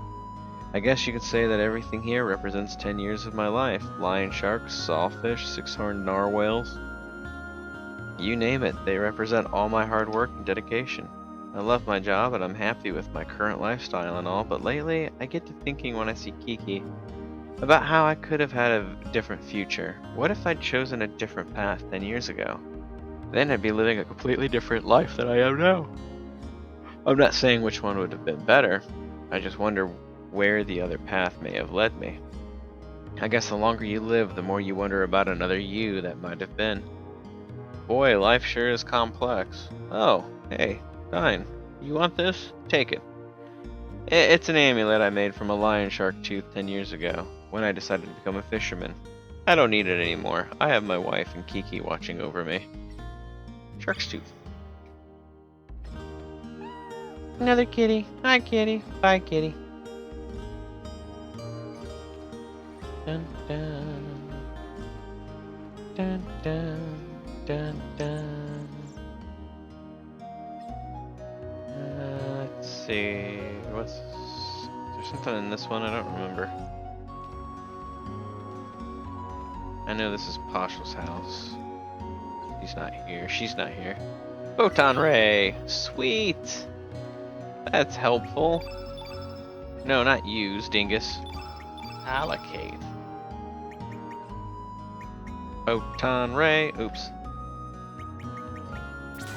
No. Put that back. Whoa, I got cure too? That's kicking. That's what's up. Actually, you know what? Let's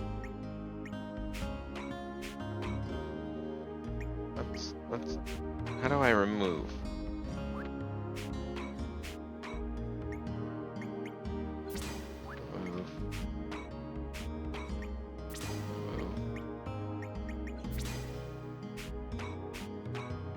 And we'll throw uplift there. There we go. Hell yeah. Kitty. You used to cry and run away at the mere sight of a pussycat. Do you remember?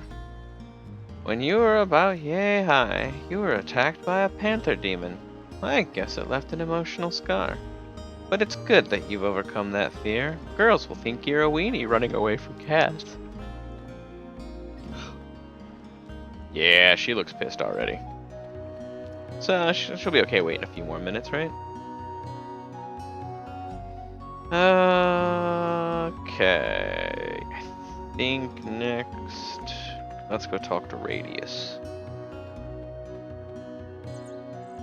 Oh, Dine, how goes it? How would you like to join everyone for my lecture? Today's lecture is the fundamentals of attack and the art of elements. Yeah. Excellent. A true man you are. Well then, let's get on with it.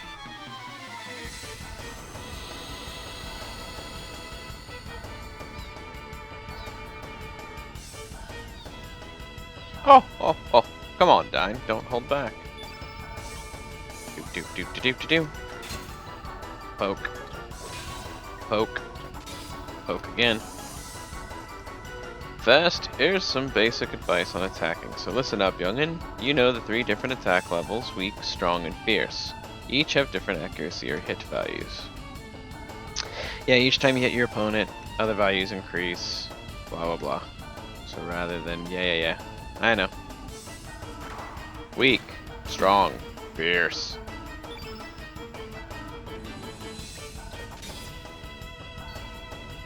Oh, you're not even close. Don't be trusting in your hit percentage too much there, boy. But I didn't miss. Sometimes it pays to muster up the courage to use strong and fierce attacks straight from the start, too.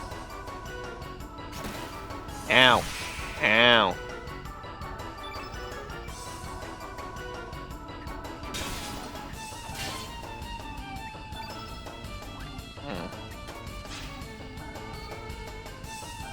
Alright, now we're going to use elements. Elements attributes remain on the battlefield in the form of a field effect. Each time you consecutively use the same color element, the effectiveness of that color element group increases. Here I'll show you. First, fill up all the field effect attributes with the color blue. Try using a blue element after me.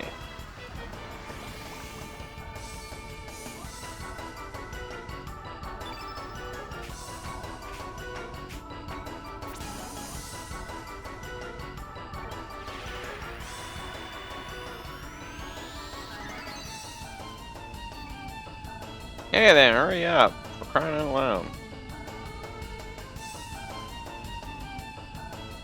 Yeah, I know. Yeah, I did what you told me to do.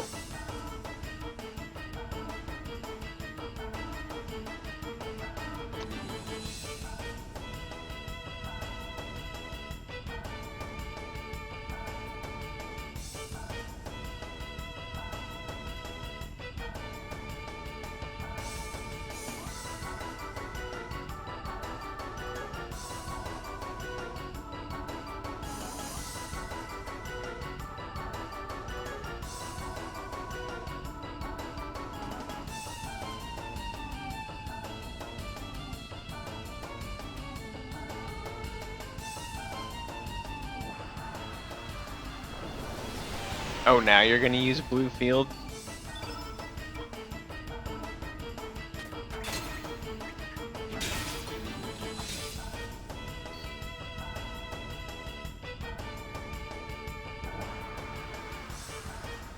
I only have the one blue element, damn it.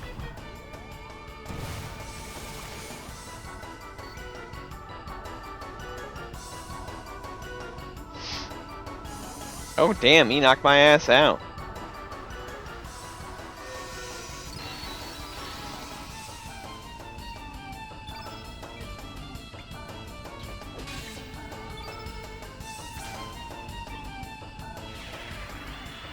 I'm gonna throw some earth at you.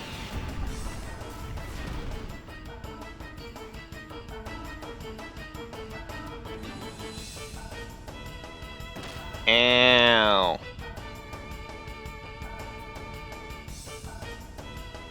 Old man's an asshole.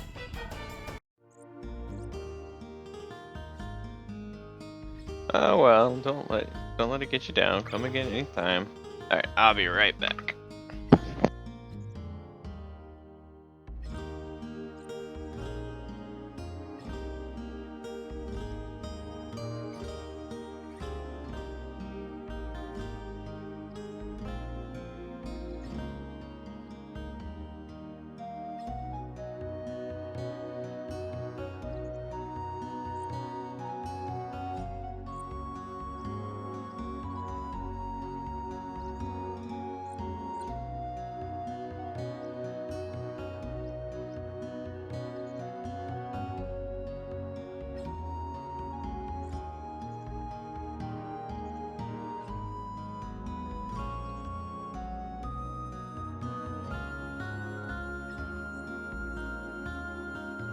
Alright, we're back here. Let's see. Get out of my way, Poshel. I gotta check this bucket. Aqua Beam. Oh, I should have checked that first. Oh well.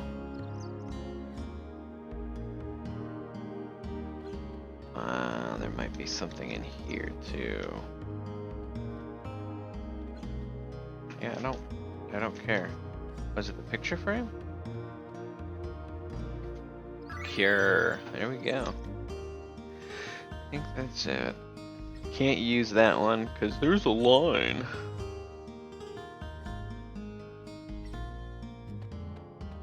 Alright, where's Poshel? There he is. She is. Come here, dog.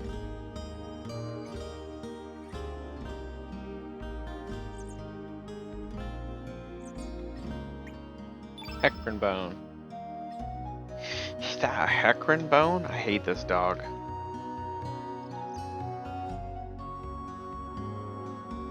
To accept or not accept? Me accept your presence and me shall help you. Me will do anything you want. Me will be honored. I hate this thing. I'm not offering a name change on this because as soon as I get better party members, I'm replacing it.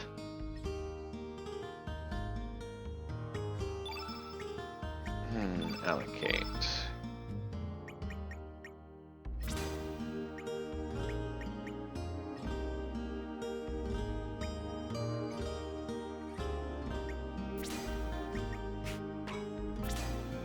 Alright, that's weird.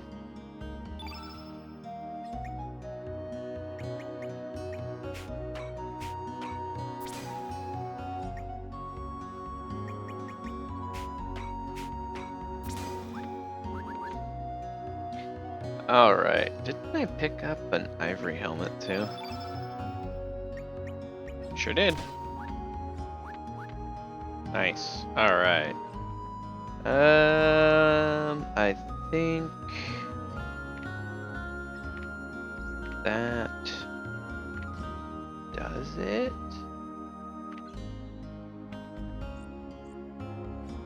Alright, so let's go talk to Lena. Here we go. Dun dun dun. Hooray! Jump into the water. Yay! You're late, Dine. Sleeping in as usual, I suppose. You promised you'd go get some Komodo dragon scales for my necklace, remember? Since you were late, my mom asked me to babysit the kids. Woo, Dine, Lena, look at me. Come on, you guys. You guys should join us. It feels really good. Unlike the rest of you, we're not here to play. Don't swim out too far. Okay, gotcha. Kids sure have it easy. Remember when we were like that? Not a single care or worry on our minds. How each day lasted an eternity, filled with newness, fun, and excitement. But the important thing now is not our childhood, but my Komodo scale necklace. Yes, we have to face up to reality and live each day anew. So I want you to go to Lizard Rock and get some scales for me. I would join you, but I still have to watch the kids. It's your fault. You were late. Once you've collected some Komodo dragon scales, I'll catch up with you at Opasa Beach. Is that okay? Yeah, alright. I got nothing better to do. Go collect some scales. I think 3 should be enough. Good luck. Okay. See ya. Time to go beat up some wildlife so somebody can have an... Oh god, I ran right into that house.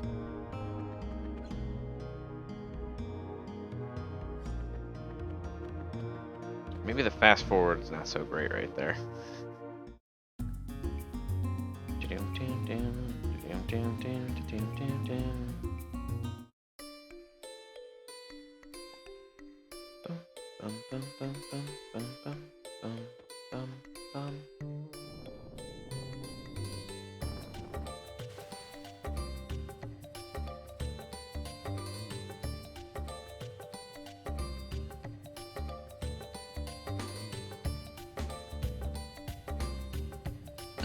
Okay. Let's go beat up this thing first.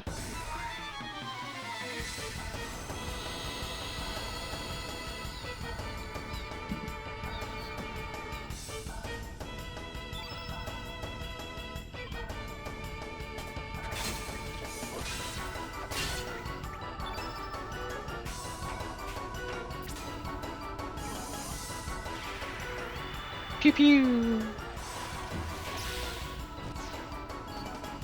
Alright, Poshal's turn.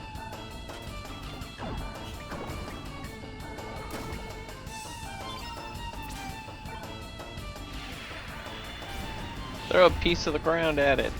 Boink. Nice.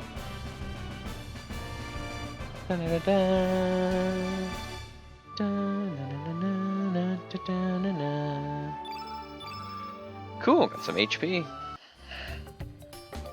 Now that he's out of the way, found a fireball. Cool. You're not going to use it right away.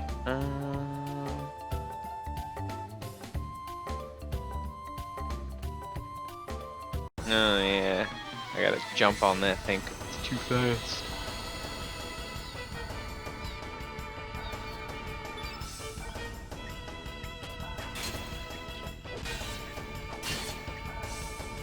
Oh wow, it gets to attack, huh? Ow. What a bum. From the beach. Oh yeah, beach bum.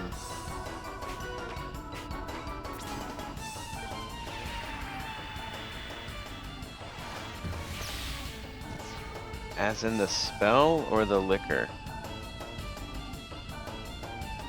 Huh? Which one? Oh.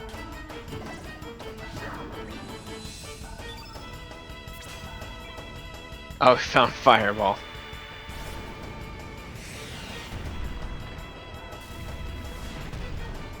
The spell.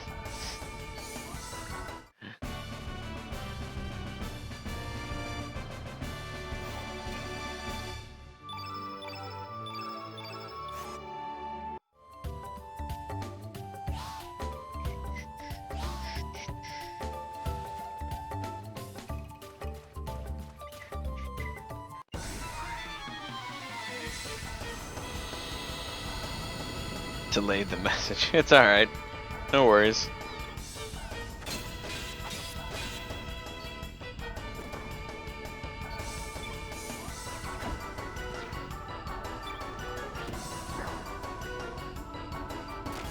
Yeah, bit me.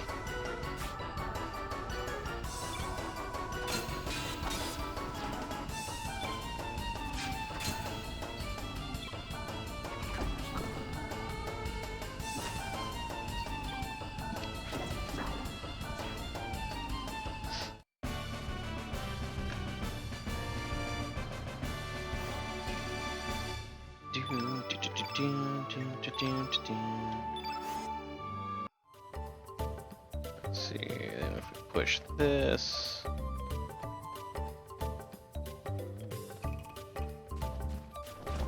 There we go.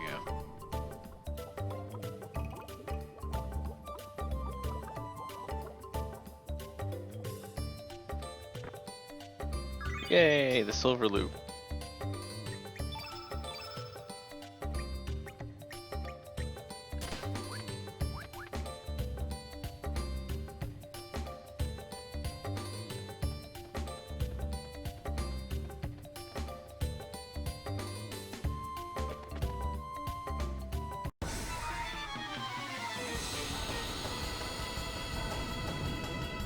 Dun, dun, dun, dun. Dun, dun, dun.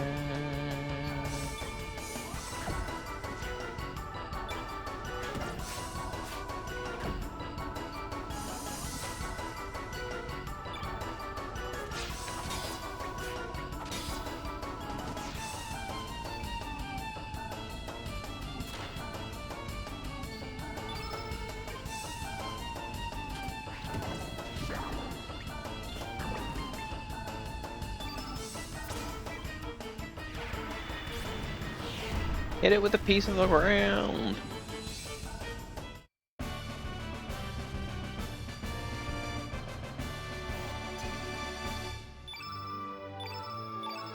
Nice. Alright, let's go up here.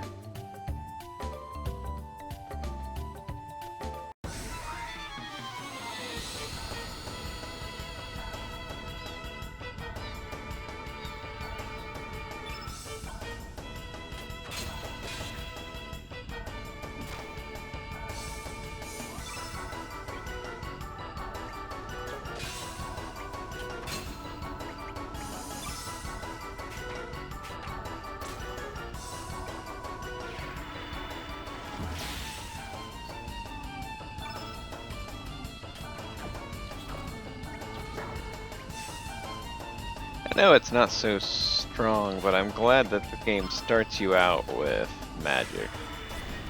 And you don't have to wait until you're like a quarter of the way through it to do some asinine quest and have some dude in a closet unlock it for you.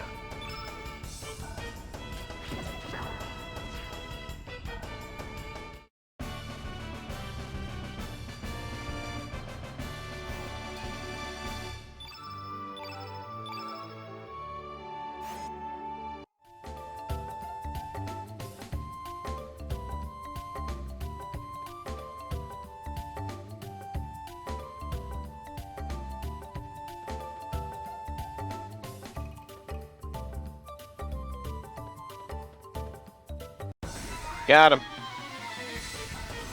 First try.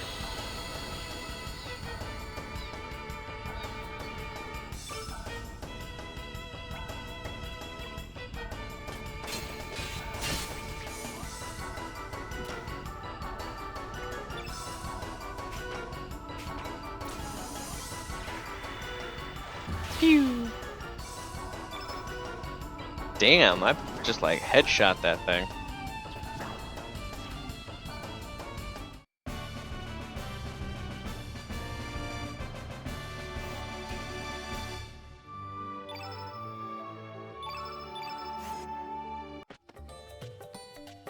Got one. Sweet. Alright, let's go back up here.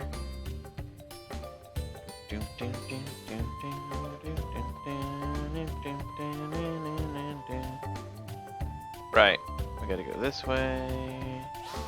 Oh no, it ran through a hole. What am I gonna do?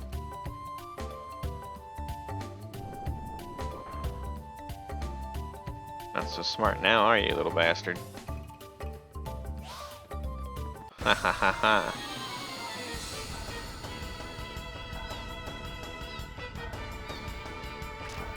Ow! Bit me! Okay, so there's clearly two of them. And I'm only gonna get one. How badly am I slaughtering these things that I only get one?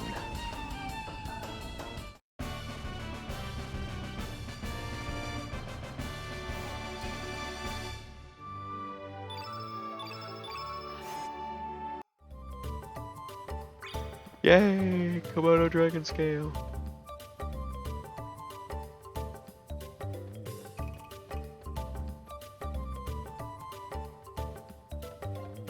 Oh yeah, right, that's part of the little loop.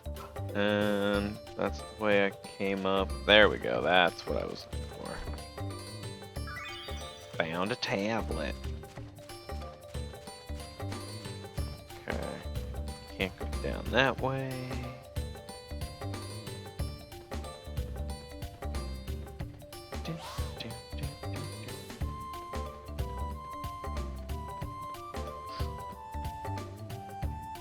Come here, frickin' thing.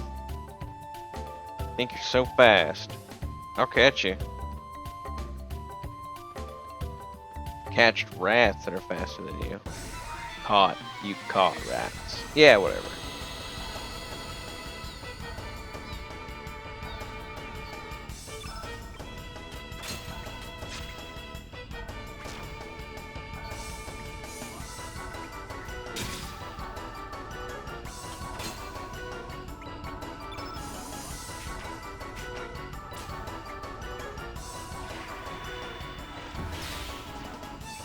Headshot. Punched in the face. Oh. Oh. Well, that's good.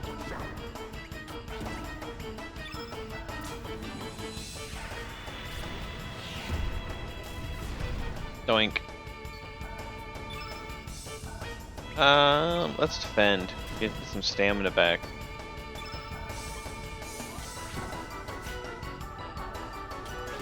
Fight it.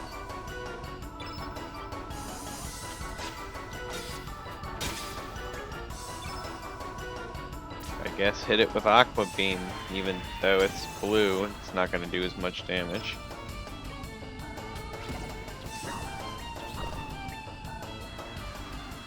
Oh no, it Aqua Beamed me back. Wasn't expecting that. Hit it with Uplift.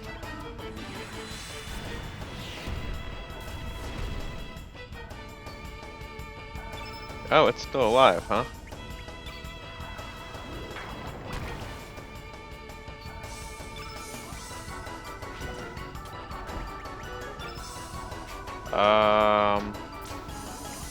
I don't have any other magic abilities.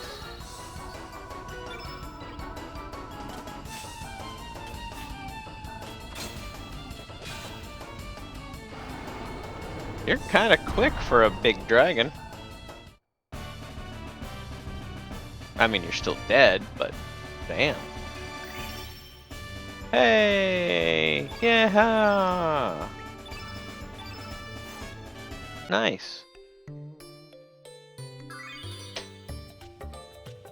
We now have 3 scales. We can go to a passive each. My god, this dog can do math.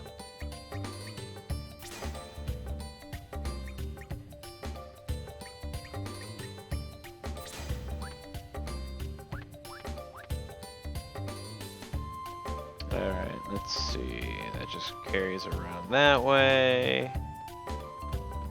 And jump down here from up here, or do I have to go around? I think I gotta go around. Is that a hole? That's a hole. That takes me, yeah, there we go. I found a bone. Oh shit. Oh shit, I didn't see that guy there. That scared me.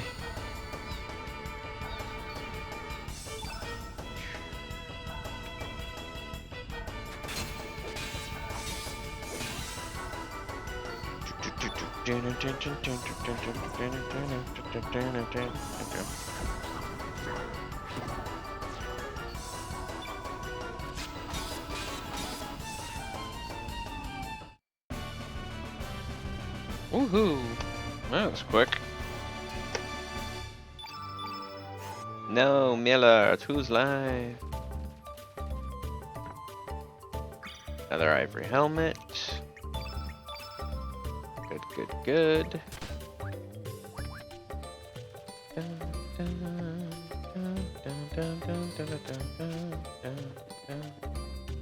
And let's head towards Opasa Beach.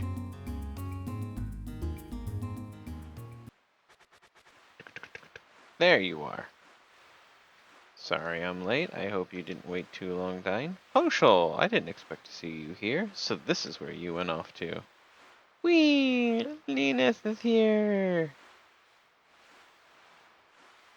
How are you doing? Oh, are you two on a date? Thawi. Me think me should leave. Oh god. I just had an aneurysm reading that. Oh, please, don't be silly. Well, how did it go? Did you get the Komodo dragon scales? Of course I did. Do you even know who I am?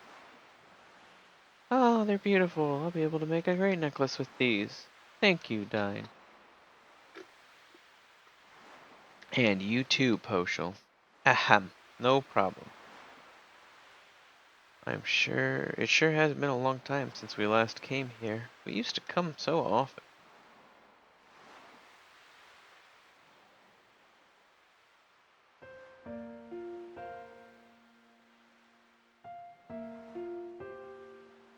The scene never changes, does it?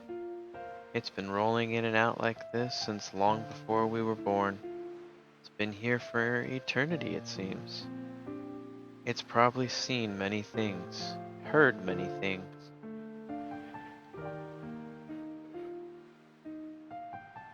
It'll probably keep rolling in and out, long after our lifetime without a single change.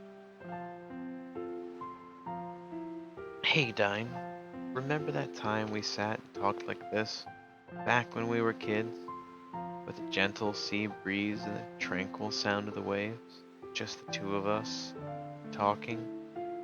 Do you still remember that day? Yeah, sure, I remember. Really?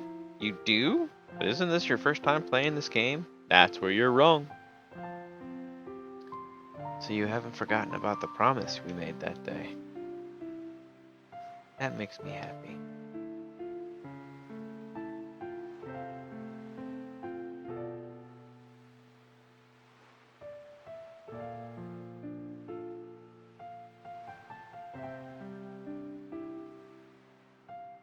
But aren't memories strange? Just when you think that you've forgotten about something, it comes floating back into your heart. I guess it's just lying there and waiting for the right moment. Why, we might even remember this very moment someday. 10, 20 years when we're all grown up, married, have kids of our own. When that time comes, I wonder what kind of adults we'll be. What kind of life will I be leading? Yeah, we'll never forget this day.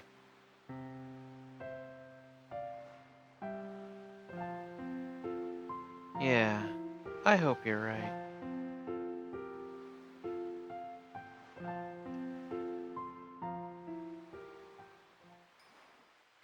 I'm dying. There's been something I've been wanting to... Dying. Oh, neat. I'm hearing voices now. What? What's wrong, Dying?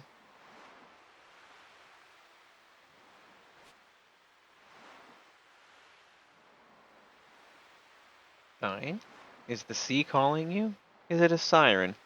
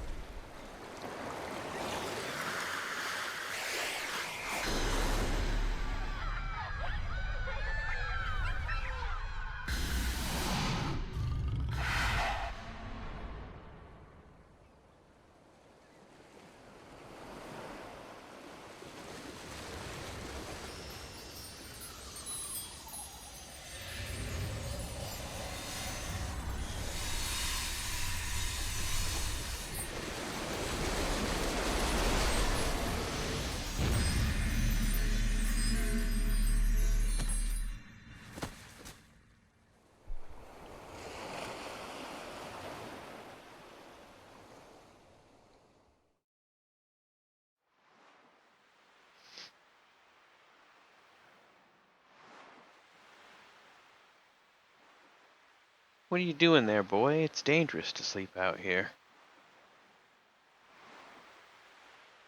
What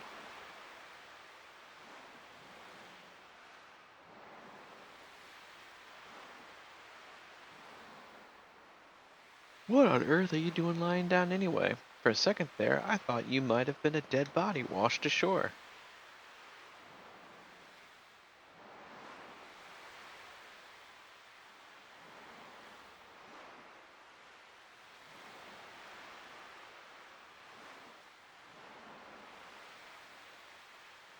Huh, where's Lena? You were the only one I saw when I got here. Are you a friend of Lena's? I believe she's in the village babysitting. Well, I'd best be on my way. Anyway, if you're looking for Lena, you should stop by the village. You know, you shouldn't be playing out here, boy. Wouldn't want anything to happen to you now. Can I have a pet dragon? I want a pet dragon. Oh, hey, Poshel. You're finally up. Something went woof. And me without cold, too. He woke up first. So, me went to go look around. But no sign of Lena anywhere. Do you think Lena spontaneously combusted? Me wonder if she's okay. Oh my god. I made a mistake. I want to return this. How do I return it? Uh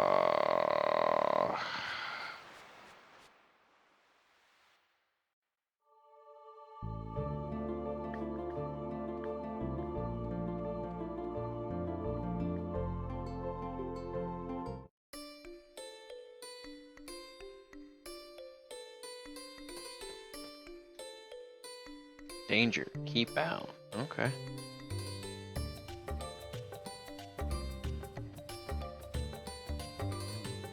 Whee!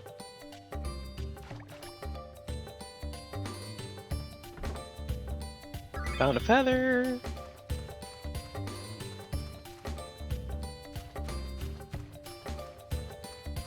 Nothing over this way. Okay.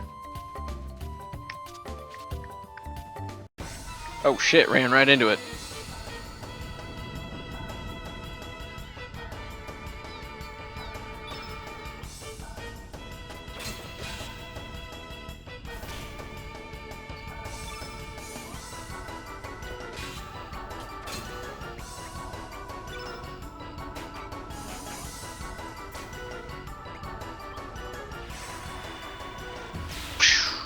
Okay, that didn't kill it.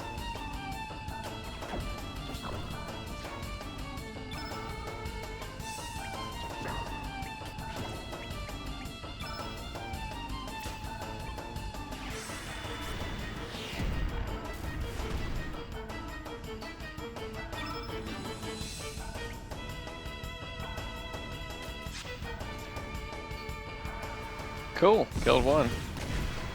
Wait, that thing knows Fireball? It is an innate red. That's crazy. Alright, hit it with Aqua Beam then. It was a fish, I assumed it was blue.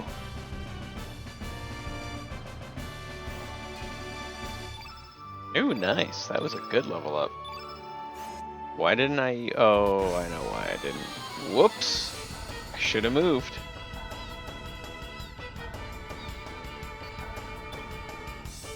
Oh god, there's 4 of them.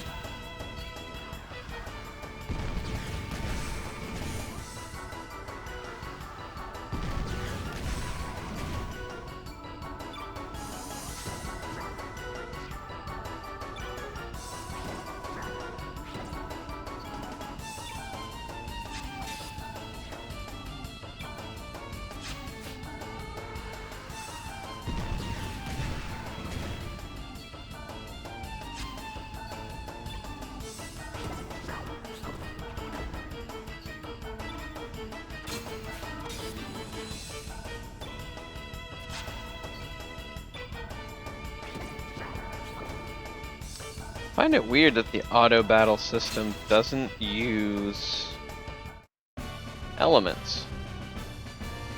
I could understand if it didn't use the consumables, because I mean that's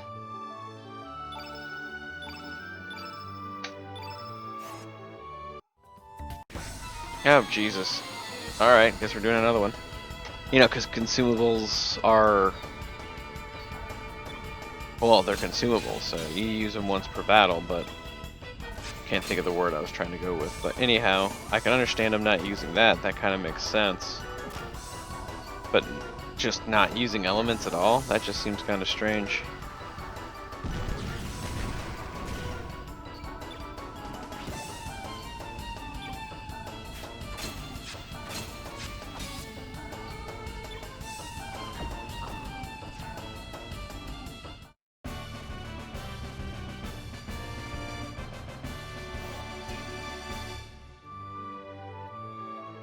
Okay. I think there was only 3 of them flying around, so I should be good after this. But there's another one. Damn, it's fast. Oh god. Oh god. Oh wow. That almost got me.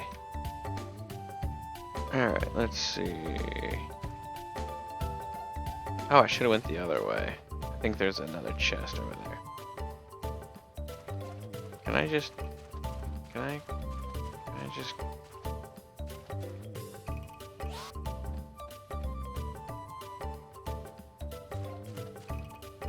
Can I just get...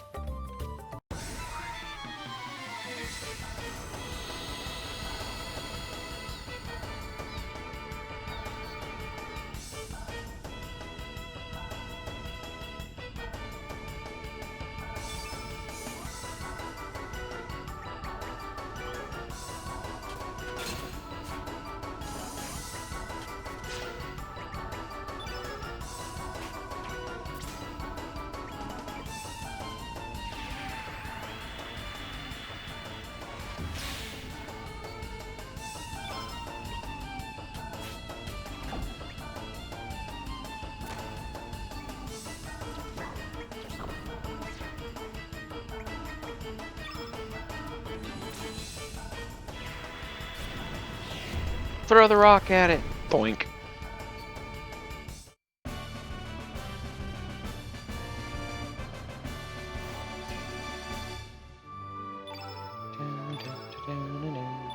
Cool. Alright. What was in the box? Another ivory helmet.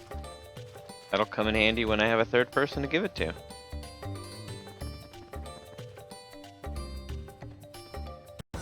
Ah, you punk.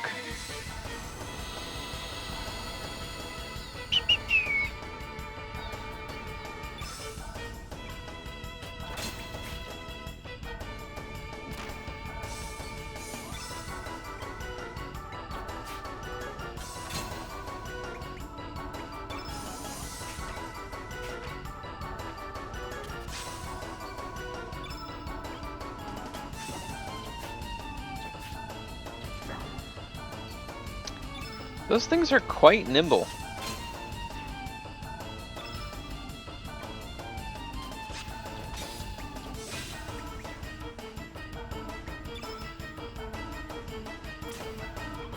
Hit it with an aqua beam. Nice. Now, kill it like the rest.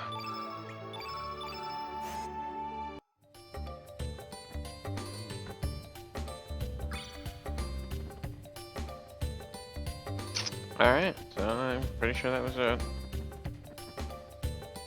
Let's go ahead and get on. Damn, I ran right into it.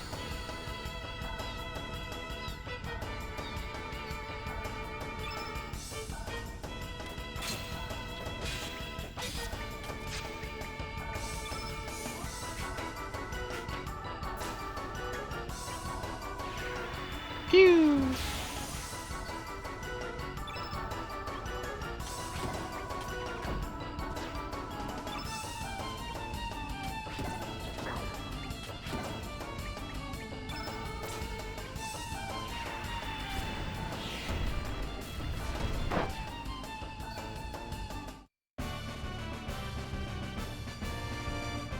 Not so fun when I hit you in the face with some freaking rock, huh? Cool, alright.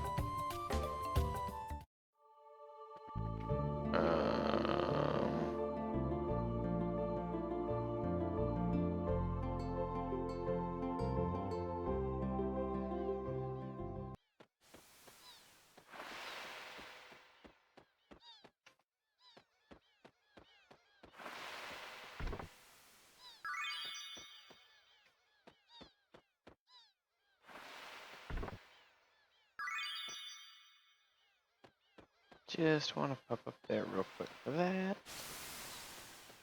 Walk around that. It is so nice to be able to turn off the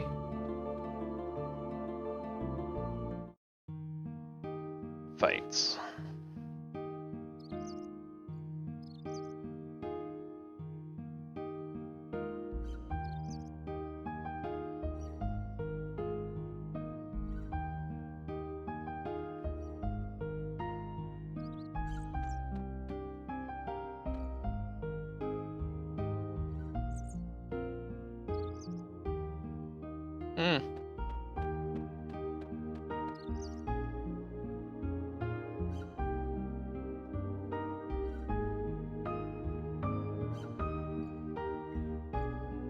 Weird how nobody remembers you here.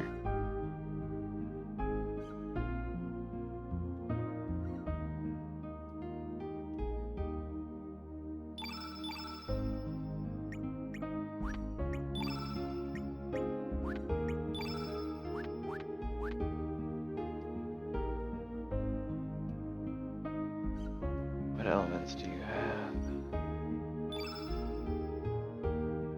Same stuff I can just pick up for free. Cool, thank you. Dun, dun.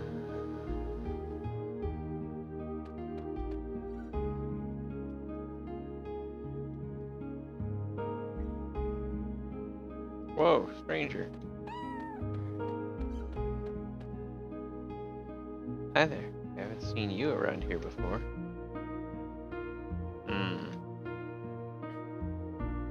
What? My poems? What are you talking about? I gave up on those years ago. But how did you know that? Nobody knows about my poetry.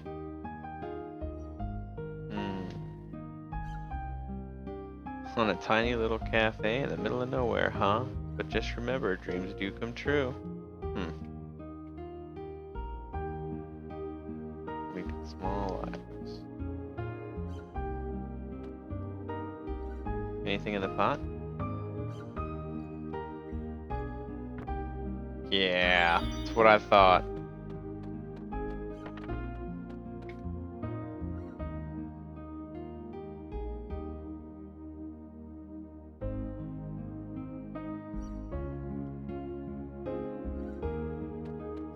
Interesting. I don't think I ever talked to her before. I think I just like immediately started looting stuff and then just left. Oh, hey, a treasure chest. Just had a tablet in it. Alright, I think we're good here.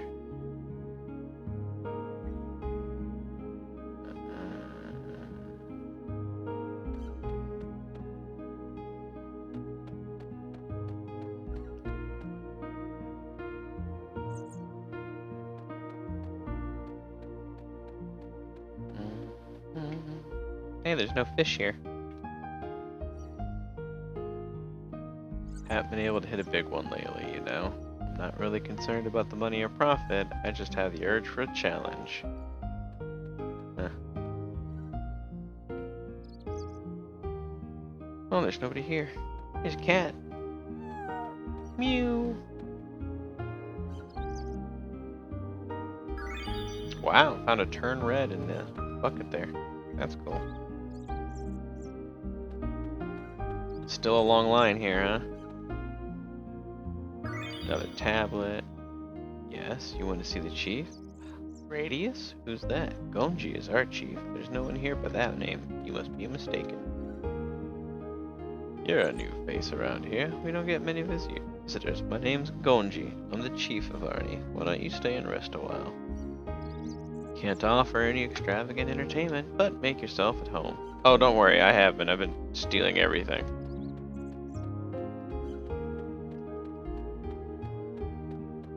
Zoom! Zoom!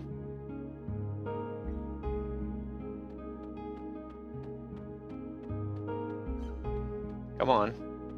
Come on. There we go.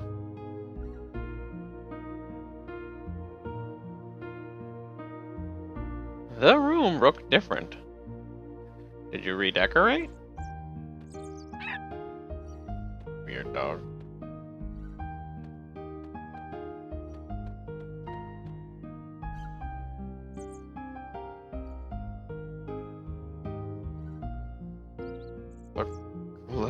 Looked like this room redecorated too.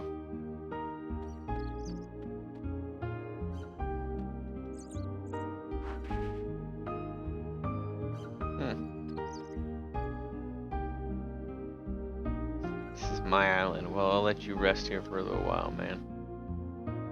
Nah, that's okay.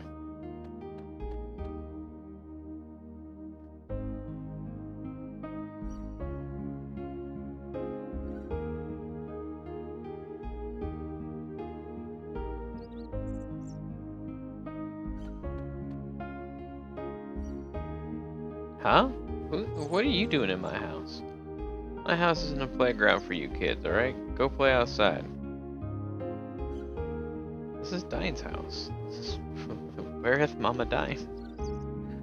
Who? Marge? Who the heck's that? I've lived in this house for 5 years now. Sorry, that name doesn't ring a bell. Then it's Riri weird.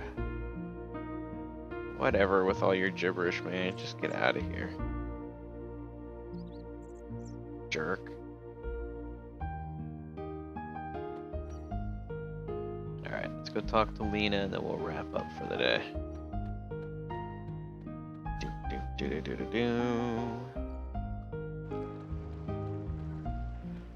Wee sploosh.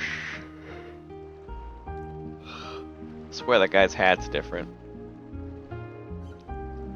Lena. So this is where you were. How could you just leave us and go back on your own? I forgot to go into Poshal's house. Go back? On my own? What are you talking about, Poshal? And who are you? Have we met somewhere before? Are you from Termina? Poshu? What are you saying, Lena? Hey, yeah, you. Eat a dick. Don't be trying to pull any moves on our Lena, you jerk. Don't be silly. Don't go swimming out too far now, you hear? Okay, gotcha. Kids. I guess kids will be kids. Don't worry about them. You know, you look a lot like the boy who used to live next door to me. What happened to him? Why do you want to know? It's really none of your business. That boy died. He drowned when he was young. This all happened 10 years ago. Soon after, his mother passed away too. I was still very young back then, so I don't remember too well, but my mom says his name was Dine? I'm Dine. You're Dine? Oh, stop that. That's not even funny. The boy's dead, don't you understand? That boy, I guess I kinda liked him. If that boy were still alive today, I wonder what would become of us. Sure is weird. Why am I opening up like this to you? Well, I guess there's no use thinking about the past. It's not like Dine's going to come back. Mom always tells me I shouldn't dwell on lost loved ones. You can find his grave up on Cape Howe. Actually, why don't you go visit his grave? No one's been up there in a while. Well, I still have some chores to finish up. Sorry I blew up at you. Goodbye, stranger.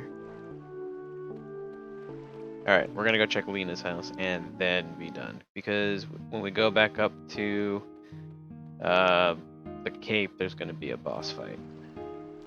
Let's see. This pot? Yeah, another photon ray. Sweet.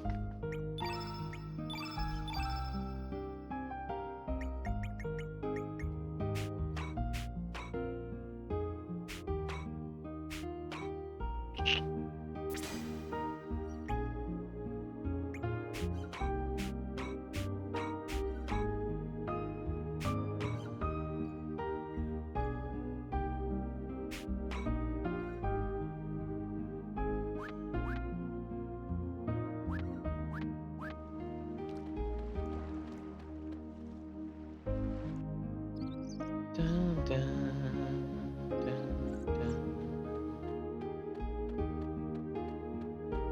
I keep running into that old man. Alright. Button, button, who's got the button?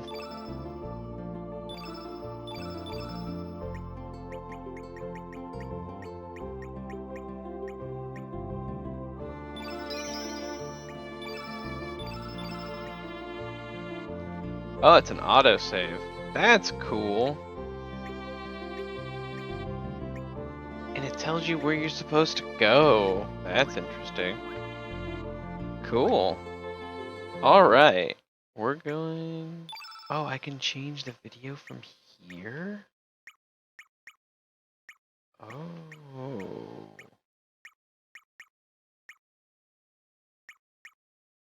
Oh. I didn't know that.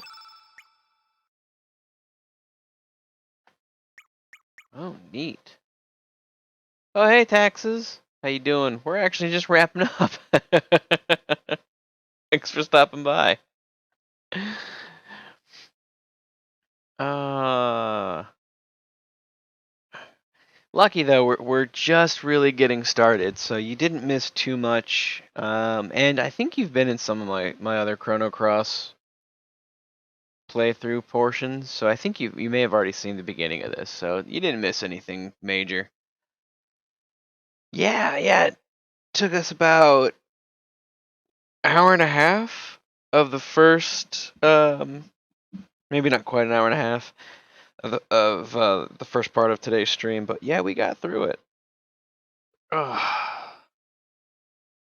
Let's take us here.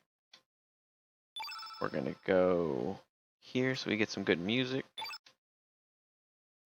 There's music. I got sound. There's the music. Alright. Yeah, Radical Dreamers was definitely pretty neat. Very short. I think if you're not prone to losing your way like I am, you can probably clear Radical Dreamers in under 4 hours. There are 7 endings, so I'm going to play it on my own and check out all 7 of the endings. What sound?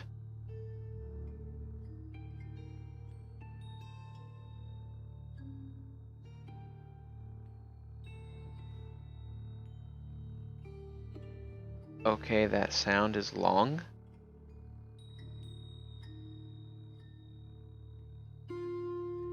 Well, I'm glad you can hear it. I can't hear it because I'm not on the main screen anymore, and I think that breaks it. Which is a shame because that's the brother's prayer. And shepherds we shall be, for thee, my lords, for thee. Your power hath ascended forth from thy hand, so our feet may swiftly carry out thy command. Then we shall flow a river forth to thee, teeming with souls shall it ever be. In nomine Patre et Filii et Spiritus Sancti. Amen. I may have seen the movie a time or two. That's a shame, because that's a good one.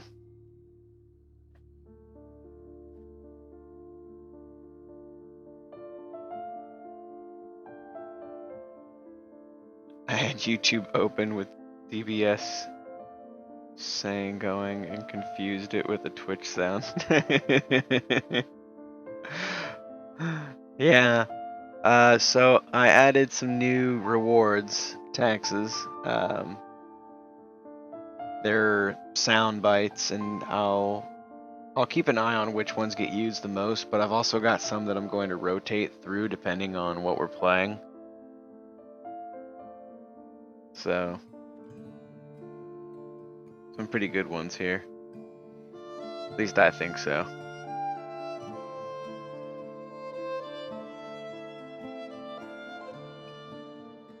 Yeah, I can't hear it on this screen.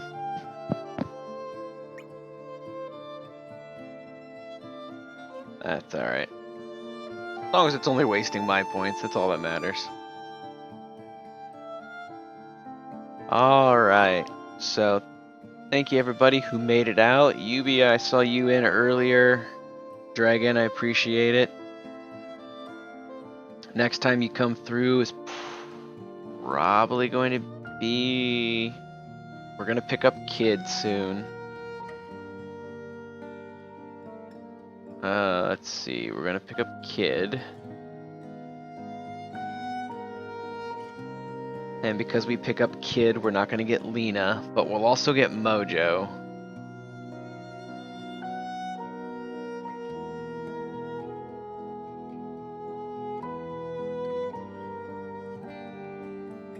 Mojo's not too bad. So Mojo will replace Poshul, because I can't stand Poshul.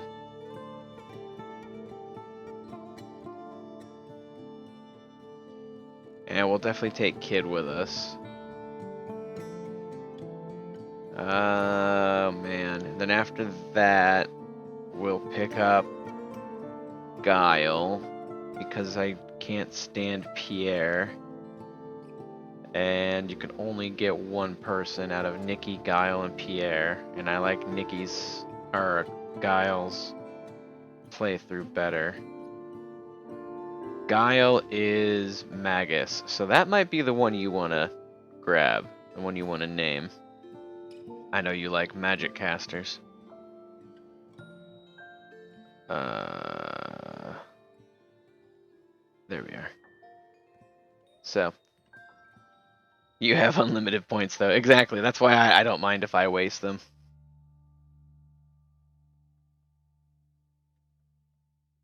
So we got into Chrono Cross proper today. I'm really happy. The quality of life improvements are neat. The new artwork is really nice. The overworld is really nice. They redid the models for the battle animations. Or at least touch them up so they match the new artwork a lot better. And they've smoothed out the graphics quite a bit, so you don't get that clipping or clunky feeling when you're playing. That's really nice. I look forward to playing more of it. Depending on how things go Sunday, I'm gonna go ahead and cancel the stream, but I might play this for a couple hours Sunday night instead of Sunday afternoon, depending on what time I get back from family gatherings. So if I do, you'll of course get notified for it. if you're available to watch. I'd appreciate everybody who stops by. So again, thank you for everybody who did. Like I said, I know Yubi Nashi was around earlier. Taxes, thank you for joining. Sorry, this is like the second or third time you've hit our stream right as we're wrapping up. That sucks. But luckily, you didn't miss too much. So we're just really getting started with Chrono Cross. Dragon, thanks for stopping by. You were here from the beginning. And I've watched the viewer count fluctuate back and forth, so thank you for everybody who stopped by. Sorry if you came in during the Radical Dreamers portion. I'm not a voice actor. I make funny noises, and I like to think I'm good at making voices up, but I listened to the last playback and I'm not very good at it. So I understand if you didn't stick around. If you come back and watch the VOD later and you're to this part, we're back to Chrono Cross proper, and I promise a whole lot less reading. And definitely, probably, maybe no voices. Sometimes they just happen though. Just like the ones in my head. I'm just kidding. So with that, I hope everybody has a great night. I'll be back on sometime tomorrow. I know Code and I have our 7 days stream, so we'll catch you then definitely. But I am off tomorrow, so I might try something throughout the day. I don't know yet. We'll see. Saturday we'll definitely have the... Sorry, this music's awesome.